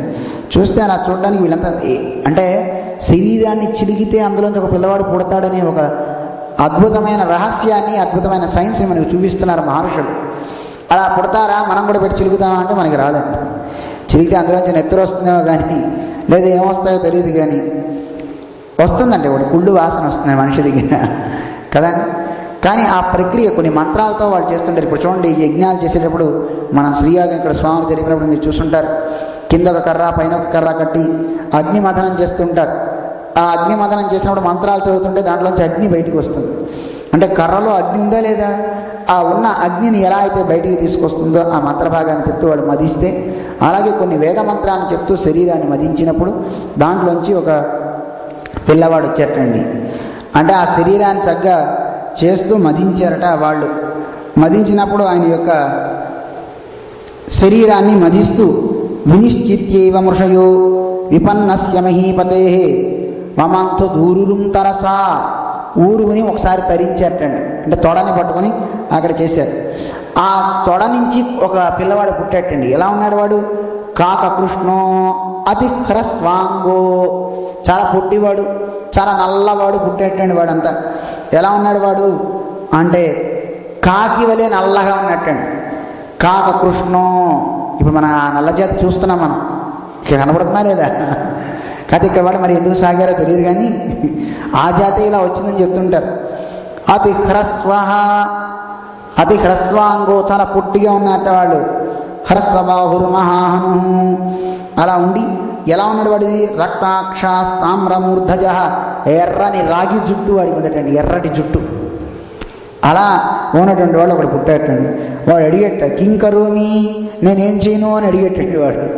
అడిగితే వీళ్ళు అన్నట్ట, నువ్వేం చేస్తావంటే కాసేపు నిషీద అన్నట్టండి, మాట్లాడుకున్న కూర్చో అన్నట్టండి. ఆ నిషీద వాళ్ళే నిషాదులు అయ్యాటండి. వాళ్ళంతా కూడా అడవుల్లోనూ కొండ జాతుల్లోనూ వాళ్ళు వచ్చేసి వాళ్ళ జాతి అంతా పెద్దదైపోయిందండి. వాళ్ళ జాతి పెద్ద పెద్ద దవడలు, పెద్ద పెద్ద పెదాలు ఇలా కలిగి ఉంటారటండి ఈ జాతి. ఆ జాతి యొక్క వంశం వాళ్ళే ఇప్పుడు మనకు కనబడే ఆ పెద్ద పెద్ద దవడలతో, నల్లని శరీరంతో, ఎర్రని జుట్టుతో, పొట్టిగా పొడుగ్గా ఉండే జాతులన్నీ అవేనండి, నల్ల జాతి. అలా వాళ్ళు పుట్టేటండి. అంటే మామూలు నలుపు కాదు, అతి భయంకరమైన నలుపుతో ఇలా వాళ్ళు పుట్టేటండి. అందుకని వాడిని వీళ్ళంతా మహర్షులంతా నిషీద మాట్లాడుకున్న కూర్చో అని మళ్ళీ చేతి దగ్గరికి వెళ్ళారట. ఆ మహర్షులంతా కలిసి ఆ వేణుని యొక్క భుజాన్ని చక్కగా మదించాలి అని వేణరాజు యొక్క బాహువుల్ని మదిస్తున్నట్ట మళ్ళీ వేద మంత్రాలతో. ఆ మదిస్తున్నప్పుడు ఆ బాహువు నుంచి అద్భుతమైనటువంటి శక్తితో ఒక మహానుభావుడు పుట్టాడు. అయితే ఒక్కడే పుట్టలేదు, స్త్రీతో పాటు పుట్టారండి. ఒక స్త్రీ, ఒక ఆడావిడ, ఒక పురుషుడు. బాహుభ్యాం మధ్యమానాభ్యాం మిథునం సమపద్యత. ఎప్పుడైతే ఆ భుజాన్ని మదనం చేశారో, మదనం చేయగానే ఒక పురుషుడు పుట్టాడు, ఒక స్త్రీ పుట్టిందండి. ఇద్దరు పుట్టారండి, అంటే కమల పిల్లలు. అయితే ఇక్కడ పుట్టిన వాళ్ళు ఎవరో ఒక సాక్షాత్తు నారాయణుడే వీడి యొక్క ఆ భుజాన్ని నుంచి లోకానికి ఒక ఉపకారం చేయాలనే ఉద్దేశంతో ఆ వాడి యొక్క బాహువు నుంచి పుట్టాడు. పృథు అని పేరు, అతనికే పేరు. ఆయనకి వచ్చినటువంటి ఆవిడ భారీగా, అంటే ఆ వచ్చింది ఈయనతో పాటే వచ్చింది లక్ష్మీదేవి. ఈయన్ని విడిచిపెట్టలేక వచ్చేసిందండి. ఏష విష్ణోర్భగవత కళా భువన పావని ఇయంచ లక్ష్మ్యా సంభూతి పురుషస్య అనపాయిని. అనపాయిని అంటే ఎప్పుడు వదిలిపెట్టి ఉండనిది, నీడవలే ఉంటుంటుంది లక్ష్మీదేవి. ఎందుకంటే పరమాత్మ ఒక్కడే వెళ్తే ఎవరిని హింసిస్తాడో ఎదుకొచ్చింది, నేను కూడా ఉండాలని అమ్మవారు ఎప్పుడూ వస్తూనే ఉంటుంది అండి. అనపాయిని అంటారు. అలా వెనకాతలే వెళ్ళిపోయి ఆ స్వామితో పాటే ఇద్దరు కలిసి పుట్టారటండి. పుట్టి ఈవిడ్నే భారీగా స్వీకరించాడు ఆయన. ఆవిడ పేరే అర్చి అని పేరు. ఏం పేరు? అర్చి అని పేరు. అలా వీడు చక్కగా ఉన్నారు లోకంలో. విష్ణు అంశతో పుట్టారు ఆయన పృథువు. ఈవిడేమో లక్ష్మీదేవి అంశతో ఈవిడ జన్మించింది. పుట్టిన తర్వాత చాలా చక్కగా వీళ్ళు లోకంలో ఉన్నారు. వీళ్ళందరినీ కూడా ఇతను ఎలా ఉన్నాడు అంటే ఇతనందరూ సాక్షాత్తు విష్ణువు అని గుర్తించారట. అయితే ఒక వ్యక్తిని విష్ణువుగా ఎలా మనం గుర్తించవచ్చు అంటే ఇతని యొక్క దక్షిణ హస్తంలో ఆ చిహ్నాలన్నీ కనబడుతున్నాయటండి. వైన్యశ్చ దక్షిణే హస్తే దృష్ట్వా చిహ్నం గదాభృత. వీని చేతుల్లో కుడి హస్తంలో విష్ణు రేఖలు ఉన్నాయట. విష్ణు రేఖలతో పాటు పాదారయోరవిందంచ, పాదంలో ఒక పద్మ పుష్పం కనపడిందంటే ఒక పుష్పం కనపడింది. మీరు కూడా పాదాలు చూసుకోండి కావాలంటే. చాలామంది టెస్ట్ చేసుకుంటున్నారు, నా పాదాల్లో ఉన్నాయా లేవా, నా చేతుల్లో ఉన్నాయా లేవా. పాదాల్లో పద్మం ఉంటే వాడు విష్ణు వంశతో పుట్టిన వాటి నుండి. పాదారయోరవిందంచ తం వై మేన హరే కలాం. ఇలా చక్రం, గద, ధ్వజం, ఒక జెండా ఇవన్నీ ఎవడి పాదంలో ఉంటాయో వాడు విష్ణువు అంశతో పుట్టినవాడు. సాక్షాత్ విష్ణువు అయినా కావచ్చు. ఇవి అందరికీ ఉండవు. ఇలాంటి ఇవన్నీ కనపడ్డాయట. అందరూ చూసి ఇతను సాక్షాత్తు పరమేష్ఠిన, ఇతను పరమేశ్వరుని అంశే అని అందరూ కూడా భావించారు. అలా అనుకుని ఇతన్నే పట్టాభిషేకం చేసేసి ఇతన్నే రాజ్య పరిపాలన చేయమని చెప్పారు. ఇతను చాలా చక్కగా రాజ్యాన్ని పరిపాలన చేస్తూ చక్కగా అందరూ బాగుండేలాగా అందరినీ సుఖంగా ప్రజలందరినీ కూడా కన్న బిడ్డల వలె పరిపాలన చేస్తూ ఉన్నాడు. ఇలా ఉన్నప్పుడు ఇతని దగ్గరికి వచ్చి వంగమాదాది వంది మాగదులు అంటుంటారు కదా, వాళ్ళంతా వచ్చి ఇతని దగ్గర పృథు చక్రవర్తి దగ్గర స్తోత్రాలు చేయడం ఆరంభించారు. వాళ్ళే కాదు, చాలామంది పెద్దలంతా వచ్చి ఈయన్ని ప్రార్థన చేసినప్పుడు ఈయన అన్నట్ట, ఏమన్నా నన్ను స్తోత్రం చేయకండి, మనందరినీ పుట్టించినవాడు పరమాత్మ, ఆయన్ని స్తోత్రం చేయండి. మీరు నన్ను స్తోత్రం చేస్తున్నారు, పొగుడుతున్నారంటే మిమ్మల్ని అందరినీ నేను శత్రువుగా నేను అంగీకరించవలసి వస్తుంది. నిజమైనటువంటి సజ్జనుడు ఎవరైతే కనుక అతన్ని పొగుడుతారో ఆ పొగిడే వాళ్ళందరినీ శత్రువుగా భావిస్తారట. అంటే పైకేం కాదు, మనస్సులు అలాగా అనుకుంటారట. కానీ ఎవడైతే అతనిలో ఉన్న దోషాలు చెప్తుంటారో అలాంటి వాళ్ళని నిజంగా మిత్రువుల్లాగా వాళ్ళంతా కూడా భావిస్తారట. ఇలా ఉన్న సందర్భంలో కొంతకాలం అయిన తర్వాత ఈ భూమిలో అసలు పంటలు లేక, ఓషధులు లేక అవన్నీ భూమిలో అంతర్భవించిపోయినాయి. అదంతా చాలామంది వచ్చి ఓషధులు లేవండి, పంటలు పండట్లేదని తెలిసిన తర్వాత ఈ పృథు చక్రవర్తి బాణాన్ని తీసుకుని భూమిని దండించడానికి వెళ్తాడు. ఈ లోపల భూమి గోరూపాన్ని ధరించి పరుగున వెళ్ళిపోతుంటే ఆ గోరూపంలో వెళ్ళేటటువంటి ఆవిడ్ని వెంబడిస్తాడు. వెంబడించి ఆవిడని పట్టుకుని నువ్వు ఎలా అయినా సరే ఇవ్వవలసింది, నీలోనే ఈ ఓషధులన్నీ పెట్టుకుంటే ఈ లోకంలో ఉన్న వాళ్ళంతా ఎలా బతుకుతారు గనక అని పృథు చక్రవర్తి చక్కగా చెప్తాడు. చెప్పిన తర్వాత ఆవిడ తనలో ఉన్నటువంటి ఓషధులందరినీ తీసుకోవడానికి ఎవరినైనా పిండుకోమను, నేను గోరూపంలో ఉన్నా కదా, నా దగ్గర స్తన్యం ఉంది, గోవికి పొదుగుంటుంది కదా, పాల పొదుగు, ఎవరినైనా సరే ఒక దూడని, ఆవు పాలు ఇవ్వాలంటే ఉత్తగా పాలు ఇవ్వదు కదా, పాలు ఇవ్వాలంటే ఒక లేగ దూడ కావాలి, ఆ లేగ దూడని తీసుకురా, ఆ లేగ దూడతో చక్కగా నువ్వు పిండుకోవచ్చును, పిండుకుని చక్కగా వాటితో ఎవరెవరికి ఏదేది కావాలంటే వాళ్ళందరినీ తీసుకోమను అని చెప్తే వెంటనే ఈయన ఆరంభించాడు ఆ గోరూపంలో ఉన్నటువంటి ఆ దగ్గర ఉన్నటువంటి వాటన్నింటినీ పిండడానికి ఎందరో వచ్చారటండి. దేవతలంతా వచ్చారు, మహర్షులంతా వచ్చారు. ఒక్కొక్కళ్ళు వచ్చి పృథివిని, ఆ గోరూపంలో ఉన్న పృథివిని, ఆ పాల పొదుగు అందరూ పిండుకుంటున్నారట ఒక్కొక్కళ్ళు. ఎవరెవరు ఎలా వచ్చారో చాలా అందంగా మనకి చెప్తుంది, మనకి భాగవతంలో అందంగా చెప్తున్నారు. ఋషయోహో, ఋషులంతా వచ్చారట. వాళ్ళంతా ఆ ఋషులంతా ఎలా వచ్చారు? బృహస్పతిని వత్సం బృహస్పతిం కృత్వా, బృహస్పతి అని దేవగురు అన్నమాట వాళ్ళందరిలోకి. ఆయన్ని లేగదూడగా చేసి పంపించారట ఆయన దగ్గరికి. పంపించి వాళ్ళు ఏం చేశారు? వాళ్ళు ఇంద్రియాలకి కావాల్సినటువంటి ఇంద్రియాలని ఒక పాత్రగా చేశారటండి వాళ్ళు. మరి ఒక పాత్ర కావాలి కదా పాలు పిండుకోవాలంటే. ఇంద్రియాలన్నింటినీ పాత్రగా చేసుకుని ఈ పృథివీ నుంచి వేదాన్ని పాలనగా పిండారటండి. వేదం అనేటువంటి పాలన పిండారు పృథివీ నుంచి. అలాగే దేవతలంతా ఇంద్రుణ్ణి దూడగా చేశారు. కృత్వా వత్సం సురగణ ఇంద్రం సోమ మధూదహన్, వాళ్ళంతా ఇంద్రుణ్ణి దూడగా చేసి, అలాగే హిరణ్మయ పాత్రని స్వీకరించి అమృతాన్ని పిండుకున్నారట. అలాగే వాళ్ళకి వీర్యాన్ని, ఓజస్సుని ఇచ్చేటువంటి ఇంద్రియ శక్తిని, బలాన్ని, ఇవన్నింటినీ కూడా గోవుల దగ్గర నుంచి పీల్చుకున్నారు. వాళ్ళంతా పిండుకున్నారట వాళ్ళంతా. అలాగే రాక్షసులంతా వెళ్ళారు, దైత్యులు, దానవులు, వాళ్ళంతా అసుర శ్రేష్ఠుడైనటువంటి వాడు ప్రహ్లాదుని దూడగా చేసుకున్నారన్నమాట. దూడగా చేసుకుని వాళ్ళు అక్కడికి వెళ్ళి గోవుని దగ్గర పిండుకుంటున్నారు. చాలా అందంగా ఉంటుంది ఇది. ఏంటో పాలు, మనం గోవు దగ్గరికి వెళ్ళి పిండితే పాలు తప్ప ఇంకేం రావండి. ఆ పాలలో మనం తెచ్చుకుంటే నీళ్లు తప్ప ఏమి ఉండవండి కొనుక్కుంటే. కానీ వీళ్ళంతా ఎవరికి ఏది కావాలంటే అవన్నీ పిండుకుంటున్నారు, చక్కగా పిండుకుంటున్నారు. అక్కడికి వెళ్ళి ప్రహ్లాదుని దూడగా చేసి పంపించారట. ఒక లోహ పాత్రను తీసుకున్నారట. ఆ లోహ పాత్రలో పాలు పిండారట. వీళ్ళకి ఏమొచ్చిందో తెలిసిన ఆ సురారూపమైనటువంటి పాలు వచ్చినాయండి. అంటే దేవత రాక్షసులకి ఎప్పుడు ఇవే కదా సురాపానం కదా కావాల్సింది. అది ఎవరికి ఏది కావాలంటే అది ఇస్తుంది దేను, ఈ గోమాత అంటే భూదేవి. ఇక గంధర్వులంతా వెళ్ళారు. గంధర్వులు, అప్సరసులు వీళ్ళందరూ కూడా వెళ్ళి విశ్వావసువు అని ఒక ఆయన్ని దూడగా చేశారట. దూడగా చేసి పద్మమయమైనటువంటి ఒక పాత్రని పట్టుకొని వాళ్ళంతా కూడా మంచిగా పిండారు. ఏమేమి తీసుకున్నారు? గంధర్వులు గానాన్ని తీసుకున్నట్టు. వాళ్ళకి గంధర్వులు మంచిగా పాడతారు కదా, గానం అనేటువంటి ఆ రసాన్ని, వాంగ్మాధుర్యాన్ని తీసుకున్నట్ట. మరి అప్సరసలు ఏం చేశారు? ఆ భూదేవి దగ్గరికి వెళ్ళి ఆ గోరూపంలో ఉన్న గోవుని పిండి వాళ్ళు అందాన్ని తీసుకున్నట్ట. అప్సరసలు సౌందర్యం మాకు కావాలి అని, అంటే ఎవరికి ఏది కావాలంటే అది ఇచ్చేస్తుందనమాట. ఇక పితృదేవతలంతా వెళ్ళారు, శ్రాద్ధ దేవతలు. వాళ్ళంతా కూడా అర్యముడు అనేవాడిని వత్సగా దూడగా చేసుకుని వెళ్ళి వాళ్ళు మట్టి పాత్రలో శ్రాద్ధానికి కావాల్సినటువంటి కవ్యము అంటుంటారు కదా, దాన్ని వీళ్ళు పిండుకున్నట్టండి. శ్రాద్ధంలో ఉపయోగించే హవ్య కవ్యాలు అంటుంటాం కదా, కవ్యమని అంటుంటాం, దాన్ని వాళ్ళు పిండుకున్నారు. ఇక సిద్ధులు వాళ్ళంతా కపిలుణ్ణి దూడగా చేసుకుని వెళ్ళారు. వెళ్ళిన వాళ్ళంతా కూడా ఆవు దగ్గర నుంచి అణిమాది సిద్ధులన్నింటినీ, అణిమ, లగిమ, ఈశిత్వ, వసిత్వ, ప్రాకామ్య అని అష్టసిద్ధులు ఉన్నాయి. అంటే అవసరమైతే ఎవరినైనా వశీకారం చేయాలంటే ఆ సిద్ధిని ఉపయోగిస్తే, మీరంతా నన్నే చూస్తున్నారు, ఇప్పుడు మీరంతా ఎగిరి గంతు వేస్తున్నారంటే అలాగే చేస్తారట వాళ్ళతో. వీడు ఏం చెప్తే అది వింటారు. వీడు అవసరమైతే చిన్నగా అయిపోతాడు, అణువుగా, ఎవరికి కనబడ్డు. అవసరమైతే ఈ హాలంత వాడైపోతాడు, అంత లావైపోతాడండి. అణిమ, గరిమ, ఈశిత్వ, వసిత్వ సిద్ధులు అంటారు. అవి ఆ సిద్ధులు కలుగుతాయి. అలాంటి సిద్ధులు కలిగినటువంటి వాళ్ళంతా కూడా వెళ్ళి అక్కడ కపిల దేవుణ్ణి దూడగా చేసుకుని అణిమాది సిద్ధులన్నింటినీ వాళ్ళు పెట్టుకున్నారు. అలాగే విద్యాధరుడు అనేవాళ్ళు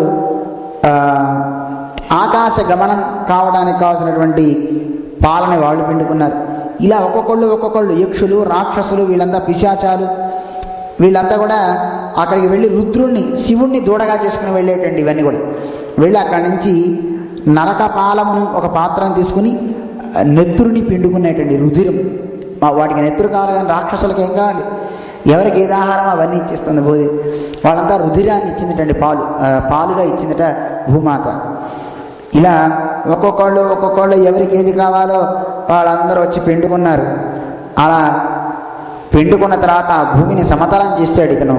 చేసి ఈ భూమి యొక్క పేరే, ఈ భూమికి పేరు కూడా ఈ మహర్షి యొక్క పేరే వచ్చేసిందండి, మన చక్రవర్తి పేరు. ఈ భూమికి పృథివీ అని పేరు వచ్చింది కదా. పృథివీ అని పేరు రావడానికి గల కారణం ఈ మహానుభావుడి వల్లే. ఈయనే లేకపోతే ఇన్ని ఓషధులు ఇవన్నీ రావండి. ఎందుకంటే భూమిని పరమాత్మ వరాహ రూపంతో పైన పెట్టిన తర్వాత అన్ని ఓషధుల్ని ఉంచేట. ఎందుకంటే మానవ జాతి కానీ అన్ని జాతులు చక్కగా ఉండాలి, బతకాలి అని. ఆ ఓషధులన్నీ కూడా భూమి తనలో పెట్టేసుకుందని మళ్ళీ ఆ ఓషధులన్నింటినీ బయటికి పిండింపజేశాడు మన స్వామి పృథు. ఆ పృథు చక్రవర్తి వల్ల ఈ పృథివీ అనే నామధేయం భూమికి వచ్చిందనమాట. ఈయన 100 అశ్వమేధ యాగాలు చేశాడు. ఈ 100 అశ్వమేధ యాగాలు చేసినప్పుడు శతాశ్వమేధి 100 అశ్వమేధ యాగాలు చేస్తే వాడు ఇంద్రుడు అవుతాడు. మరి ఇంద్రుడికి మరి కోపం వస్తుంది కదండి, మరి ఇంద్ర పదవి తనకి పోతుందేమో అని భయంతో ఎవడైనా మంచి కార్యం చేస్తే చెడగొడతాడు. ఇప్పుడు మనం ఏం భయపడక్కర్లేదండి, మనకి ఇంద్రుడు ఏం రావక్కర్లేదు. మనకి కొన్ని ట్రబుల్స్ వస్తాయండి. పూర్వం ఇంద్రుడైతే కనుక తపస్సులు చేసేవాళ్ళు ఎవరైనా తపస్సు చేస్తే ఎక్కడ తన పదవికి భంగం కలుగుతుందని రంభ, ఊర్వశి, అప్సరసలను పంపించేవాడు. ఒక ఆయన అన్నారండి, ఈ రోజుల్లో అక్కర్లేదండి, ఎవరైనా తపస్సు చేస్తుంటే అప్సరసలు రావక్కర్లేదండి. విచిత్రం ఏంటంటే ఒక ఆయన నేను కూడా తపస్సు చేస్తే ఇంద్రుడు అప్సరసలను పంపిస్తాడేమో అని తపస్సు చేసేట. అప్సరసలు రాలేదట, కానీ వీడి జపం కాస్త భగ్నం అయిపోయిందట. ఎందుకు సార్ జపం భగ్నమైంది అంటే, ఏమోనండి ఇంద్రుడు అప్సరసలను పంపించలేదు అని. మరి ఎవరు వచ్చారు సార్? దోమలు వచ్చాయండి. దోమలు ఈగలు వాడితే చాలండి, మన పని అంతే సంగతులు కదండి. దోమ కుట్టిందంటే వీడి ఇంకా జపం అన్నీ పోతాయండి. అందువల్ల ఏ రంభో ఊర్వశో వచ్చో లేదా ఏ గంధర్వుడు వచ్చో గానం చేయక్కర్లేదు, వాడు వచ్చి నృత్యం చేస్తే మన దృష్టి మారక్కర్లేదండి. మన దృష్టి మార్చడానికి చూడండి, పక్కింట్లో పెట్టిన పోపు వాసన మనకు వస్తే చాలండి, అబ్బా ఏదో ప్రసాదం చేస్తున్నట్టున్నావోయ్ అని ఇంటి ఆవిడని అడుగుతాడండి. నీ మామ నేను కాదు పక్కింటి వాడు చేసేది అంటుందండి ఆవిడ. అంటే మన వాడి చూడండి గంధం, పక్కింట్లోంచి వచ్చే వాసన కావచ్చు, లేకపోతే శబ్దం. వీడు జపం చేసుకుంటుంటాడు, ఢోమ్ అని సౌండ్ వినపడింది అనుకో, ఏమాయి ఏదో కింద పడిపోయినట్టు చూడంటాడు జపం మానేసి. ఒక శబ్దం కావచ్చు, ఒక స్పర్శ, ఏదైనా కావచ్చు, వీడికి విఘ్నం కలగడానికి మనకి రంభా ఊర్వశులు అక్కర్లేదండి జపం చేసేటప్పుడు. ఇవి చాలు. అన్నిటికంటే చాలా గొప్పది ఏమిటో తెలిసిన జపం చేసుకుని అలా పడిపోవడం, దేవుడి మీద వెళ్ళి పడిపోతాడండి వీడు. నిద్ర ఆవిడ వచ్చిందంటే అంతే సంగతులండి. ఇంకా బాహ్య ప్రపంచం ఉండదు, దేవుడి ప్రపంచం ఉండదు, ఏమీ ఉండదు. అలా వీడి జపం కాస్త తపం అన్నీ పోతాయండి. అందువల్ల మనం ఇలా తపస్సు చేసేటప్పుడు ఇలా యజ్ఞాలు చేసేవాళ్ళు చూస్తే ఇంద్రుడికి భయం, ఎక్కడ తన రాజ్యం ఏమైపోతుందో అని. అశ్వమేధ యాగాలన్నీ చక్కగా జరిగినాయి. 100వ అశ్వమేధ యాగం చేసేటప్పుడు దృష్టి మారింది ఇంద్రుడికి. అశ్వమేధ యాగం చేసేటప్పుడు అశ్వాన్ని దొంగతనం చేసేటట్టు ఇంద్రుడు వచ్చి దొంగతనం చేసి, మరి అశ్వం లేకపోతే ఎలాగా అశ్వమేధ యాగం? వెంటనే అత్రి మహర్షి చెప్పేట, అతను ఒక్కొక్కసారి ఒక్కొక్క రూపంలో అందరినీ వంచింపచేస్తూ శరీరానికి ఒంటి నిండా బూడిద పూసుకుని ఒక హేయమైన రూపంతో తాను బయలుదేరి అశ్వాన్ని మాయం చేస్తున్నట్ట. ఏ రూపాలు చేసుకొని వంచాడో ప్రజలందరినీ, ఆ రూపాలు అందరికీ ఇష్టమైపోయి దాన్నే అనుసరించారు. ఒకసారి దిగంబరంగా వచ్చాడు, దాన్ని అనుసరించారు జైనులు, కొంతమంది వాళ్ళే జైనులు అయ్యారు. అలాగే కొంతమంది ఒంటి నిండా అనేక రకాలుగా పూసుకొని విచిత్రమైన వేషధారణతో వచ్చాడు ఇంద్రుడు, దాన్ని అనుసరించారట బౌద్ధులు అంటూ ఉంటారు మనకి. జైనులు, బౌద్ధులు మొదలైన వాళ్ళంతా దీన్ని అనుసరించి అలా వెళ్ళారట. అలా పోయారు, మంచిని గ్రహించలేకపోయారని బాధపడతారు మనకి ఇందులో మహర్షులంతా కూడా. ఇలా పృథు చక్రవర్తి చేసేటి యజ్ఞాన్ని ధ్వంసం చేయాలని చేస్తే అత్రి మహర్షి గుర్తించి ఈ పృథు చక్రవర్తి యొక్క కుమారుడిని ప్రేరేపించి, నువ్వు వెళ్ళు అతన్ని జయించు అంటాడు. పృథు యొక్క కుమారుడు చాలా బలవంతుడు అనమాట. అతను వెళ్ళి ఇంద్రుడిని జయించడానికి వెళ్తాడు. ఇంద్రుడు మాయావి కదా, మాయమైపోతూ అశ్వాన్ని అక్కడ వదిలేసి వెళ్ళిపోతాడు. ఆ అశ్వాన్ని తీసుకొచ్చి మళ్ళీ ఇక్కడ పెట్టగానే మళ్ళీ పట్టుకుంటాడు, మళ్ళీ పోతాడు. ఇలా కుమారుడు చాలాసార్లు చేస్తాడు. ఆఖరికి ఈ పృథు యొక్క కుమారుడు బాణం వేసేసరికి ఇంద్రుడు వెళ్ళిపోయి అశ్వాన్ని ఇచ్చేస్తాడు. అంటే జితాశ్వుడు అని పేరు అతనికి, అందుకే వస్తుందండి. అశ్వాన్ని మళ్ళీ తిరిగి తీసుకొచ్చేస్తాడు. కానీ మళ్ళీ ఇంద్రుడు తీసుకుపోతాడు. ఇక కోపం ఆగదు ఇంద్రుడికి, మన పృథు చక్రవర్తికి. ఎలా అయినా సరే అతన్ని వధిస్తానంటాడు. నాయనా అశ్వమేధ యాగం చేస్తూ నువ్వు ఇలా చేయకు కార్యాన్ని మహర్షులంతా బోధ చేసి, ఆ ఇంద్రుడు ఎక్కడున్నా సరే ఇక్కడికి వచ్చేలా మేం చేస్తాం, నువ్వు ఉండు అని యజ్ఞం చేస్తే, మేము ఆవాహన చేస్తే ఇక్కడికి వచ్చేయాలి. మంత్రానికి అంత గొప్ప శక్తి ఉందండి. చూడండి, మంత్రాలను మనం అనుకుంటాం కానీ ఆ మంత్రాన్ని ఉచ్చరిస్తూ ఏదన్నా రావాలి అనుకుంటే అది వచ్చేస్తుంటాడు. అంటే మంత్రం పఠించేవాడికి ఎంత గొప్ప శక్తి ఉండాలండి, ఎంత బాగా దాన్ని ఉచ్చరించాలి, ఎంత బాగా చెప్పాలి. ఆ మంత్రం చెప్పే దాంట్లో చక్కటి విశ్వాసం, మంత్రం మీద, గురువు చెప్పిన గురువు మీద, దైవం మీద కనుక విశ్వాసంతో వాడు మంత్రాన్ని పఠించి దాన్ని స్వాధీనపరుచుకుంటే ఆ మంత్రం అన్నీ చేస్తుంది. దీని ఉదాహరణ మన యాజ్ఞవల్క్యుడు అనే ఒక మహానుభావుడు వైశంపాయనుడి దగ్గర వేదాన్ని చదువుకుంటున్నాడు, కృష్ణ యజుర్వేదాన్ని. ఆ వేదాన్ని చదువుకునే సందర్భంలో ఆయన దగ్గర చాలామంది శిష్యులు ఉన్నారు వైశంపాయనుడి దగ్గర. ఆ రాజ్యాన్ని పరిపాలించే సుప్రియుడు అని ఒక మహారాజు. ఆ మహారాజుకి ఒక ఔషధానికి తగ్గని రోగం వచ్చింది. ఔషధానికి తగ్గకపోతే మంత్రంతో తగ్గుతుంది కదండి. అందువల్ల మంత్రాన్నితో తయారైనటువంటి ఏదన్నా ఒక తీర్థాన్నో జపాన్నో ఏదో చేయించుకోవాలని గురువు దగ్గరికి వెళ్ళాడు, వైశంపాయనుడి దగ్గరికి. అయ్యా నాకు ఇలా రోగం వచ్చింది, తగ్గని రోగం, దీనికి ఏదైనా మందు కావాలి అని అడిగేటండి. అంటే నాయన అయితే సరే జపం చేసి తీర్థం పంపిస్తా అన్నారు. ఒక్కొక్క శిష్యుడు రోజుకొక శిష్యుడు తీర్థం తీసుకువెళ్ళి ఇవ్వడం అలా అయింది. ఇలా అయిన తర్వాత 40 రోజులు 50 రోజులైనా ఏం తగ్గలేదు అతనికి, ఆ రాజుకి. చివరికి అందరు అయిన తర్వాత చివరి వాడు యాజ్ఞవల్క్యుడు, ఆ పిల్లవాడి దగ్గరికి వచ్చింది వంతు. అతను తీర్థం తీసుకువెళ్ళాలి, జపతీర్థాన్ని.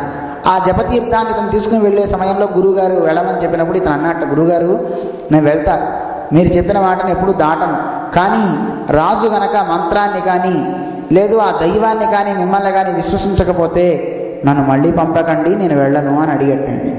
నన్ను అలా మీరు చెప్తే తప్పకుండా నేను అలా చేస్తా అంటే సరే అంటారు గురువుగారు. మాట ఇస్తారు, వెళ్తాడు ఇతను. వెళ్ళినప్పుడు రాజు ఏదో మాటలు మాట్లాడుతుంటాడు అందరితో, రాజకార్యంలో ఉంటాడు. ఉన్నా పాపం పిల్లవాడు అక్కడ వెయిట్ చేశాడు. వచ్చాను తీర్థం తెచ్చామని చెప్పాడు.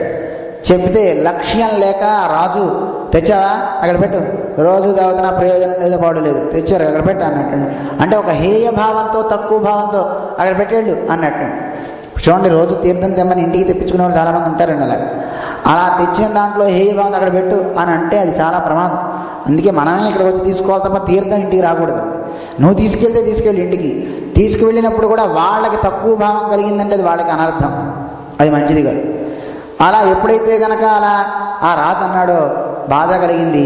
మంత్రాన్ని మా గురువుగారు పంపించిన తీర్థాన్ని అవమానం చేస్తావా అని ఒక కర్ర, అక్కడ ఫ్లవర్ వాజ్ ఉంటుంది కదండి, రాజుల మందిరాల్లో పెడతారు కదా, ఎండిపోయిన కట్టె మీద నీళ్లు పోసేట ఈ తీర్థాన్ని పోస్తూ మంత్రం చదివేట. దివమ్మాలే కీరంతరిక్షం మాహి గుంసి పృథివ్యా సంభావ అని చదివి తీర్థం పోసి వెన్నుతిరిగి వెళ్ళిపోయాడు. ఈ రాజు చూశాడు, ఏం చేస్తున్నాడు వీడు అని. చూడగానే ఆ చెట్టు కర్ర మీద పోసాడు వీడు తీర్థం నాకు ఇవ్వకుండా. సరే ఏమవుతుందిలే అనుకున్నట్ట. ఒక సెకనులో ఆ పిల్లవాడు తిరిగి అలా వెళ్ళాడో లేదో అలా ఆ ఎండిపోయిన కట్టె నుంచి చెట్లు చిగురించి వచ్చిందట, కొమ్మలు వచ్చేసినాయట. ఆ కొమ్మల నుంచి పుష్పాలు వచ్చినాయట, ఆ పుష్పం నుంచి కాయలు వచ్చేసినాయట. చూచి ఆశ్చర్యపోయాడు, అరే ఎలాంటి వాడిని వదులుకున్నా నేను అని బాధపడతాడు. తర్వాత జరిగిన కథ వేరనుకోండి. ఇప్పుడు మీకు ఊరికేం చెప్పాలని చెప్తున్నా, మంత్రానికి ఎంత గొప్ప శక్తి ఉంటుంది. ఆ మంత్రానికి గొప్ప శక్తి ఎప్పుడు ఉంది, కానీ మంత్రం పనిచేయాలంటే ఎప్పుడు పనిచేస్తుంది? ప్రయోగించేవాడి యొక్క బుద్ధిని బట్టి, వాడి శ్రద్ధని బట్టి మంత్రం బాగా పనిచేస్తుంది.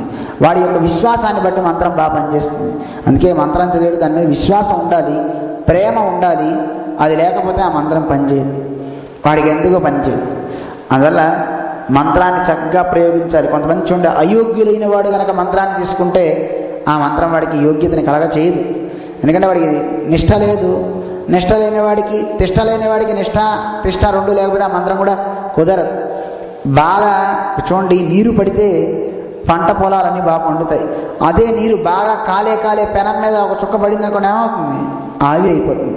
అలాగే యోగ్యుడు కానివాడు, భగవంతుని మీద శ్రద్ధ లేనివాడు, భక్తులందరినీ చీదరించుకునేవాడు, కుదృష్టి కలిగినవాడు, మనస్సులో ఎప్పుడు చూసినా హేయ భావాలతో అందరినీ తక్కువ చేయాలని చూసేవాడు, అన్యాయ బుద్ధి కలిగినవాడు, ఎన్ని మంత్రాలు చదివినా ఎన్ని పూజలు చేసినా అన్నీ కూడా బూడిదలో పోసిన పన్నీరుతో సమానము. అది ఎందుకు ప్రయోజనం కానే కాదు. అయితే వాడికి ప్రయోజనం ఎప్పుడు? రాబోయే జన్మలో వాడు చేసిన ఆ మంత్రజపం వల్ల మంచి సంస్కారం కలిగి ఒక భక్తుడిగా వాడు మళ్ళీ పుడితే పుట్టచ్చు. అందువల్ల ఎట్టి పరిస్థితుల్లో మంత్రాన్ని చక్కగా చదివి ఆ మంత్రం పనిచేయాలంటే కొన్ని యోగ్యతలు కావాలి. వాడి మనస్సులో మాలిన్యం లేనివాడై ఉండాలి. అలాంటి మహర్షులు వీళ్ళంతా ఇంద్రుడిని మేము తీసుకొస్తాం, మీరు బాణాలతో దొరికేవాడు కాదు అని ఇంద్రుడు రావాలని కోరుకున్నట్టండి, అని ఆవాహన చేసేటండి. చేయగానే ఇంద్రుడు వస్తే ఇంకా హోమగుండంలో వేసేసి ఇంద్రుడిని భస్మం చేసేద్దాం అనుకున్నారు మహర్షులంతా.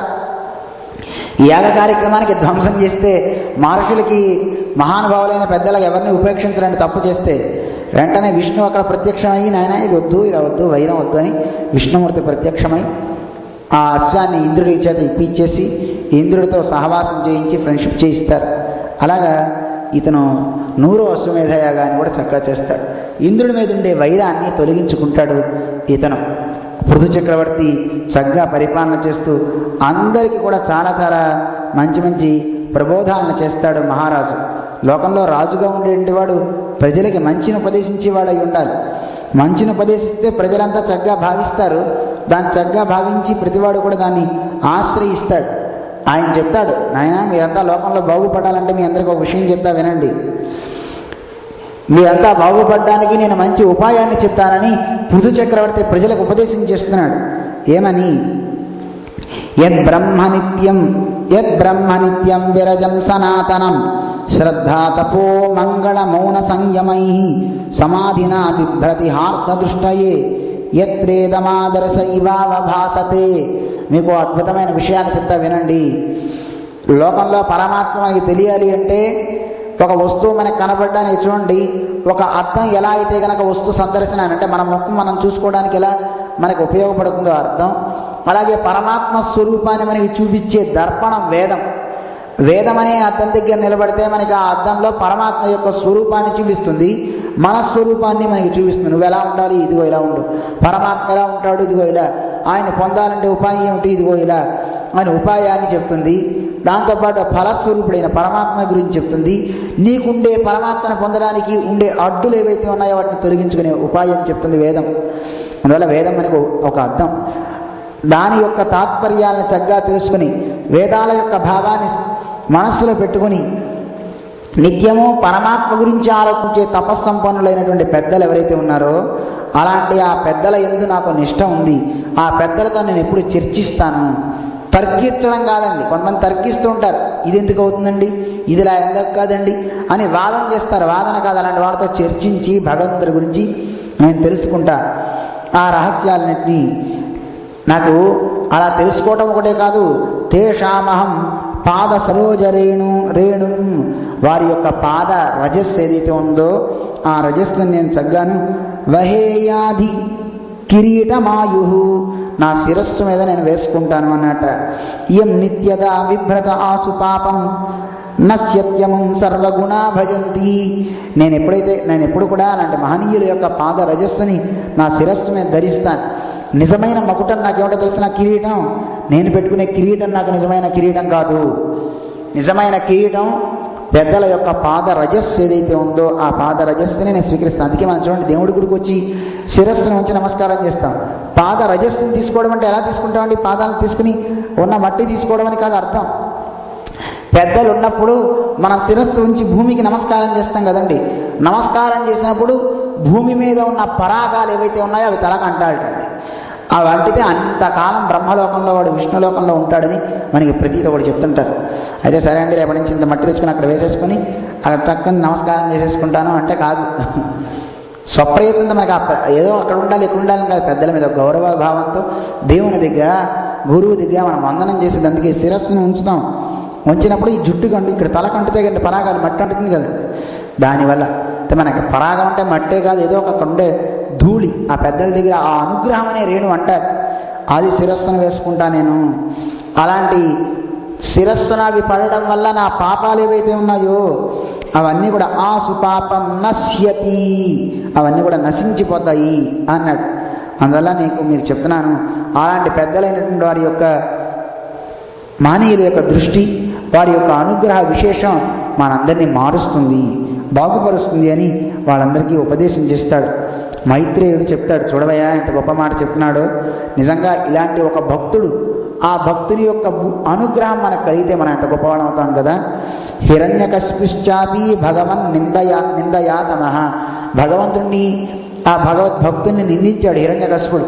మరి వాడు ఎంత పాడైపోవాలి, ఎలాంటి నరకాల్లో పడాలి. కానీ వాడు నరకంలో పడ్డాడా అనేవాడు నరకంలో పడలేదు. కారణం ఏమిటి? ప్రహ్లాదుని ముఖాన్ని చూచేట పరమాత్మ.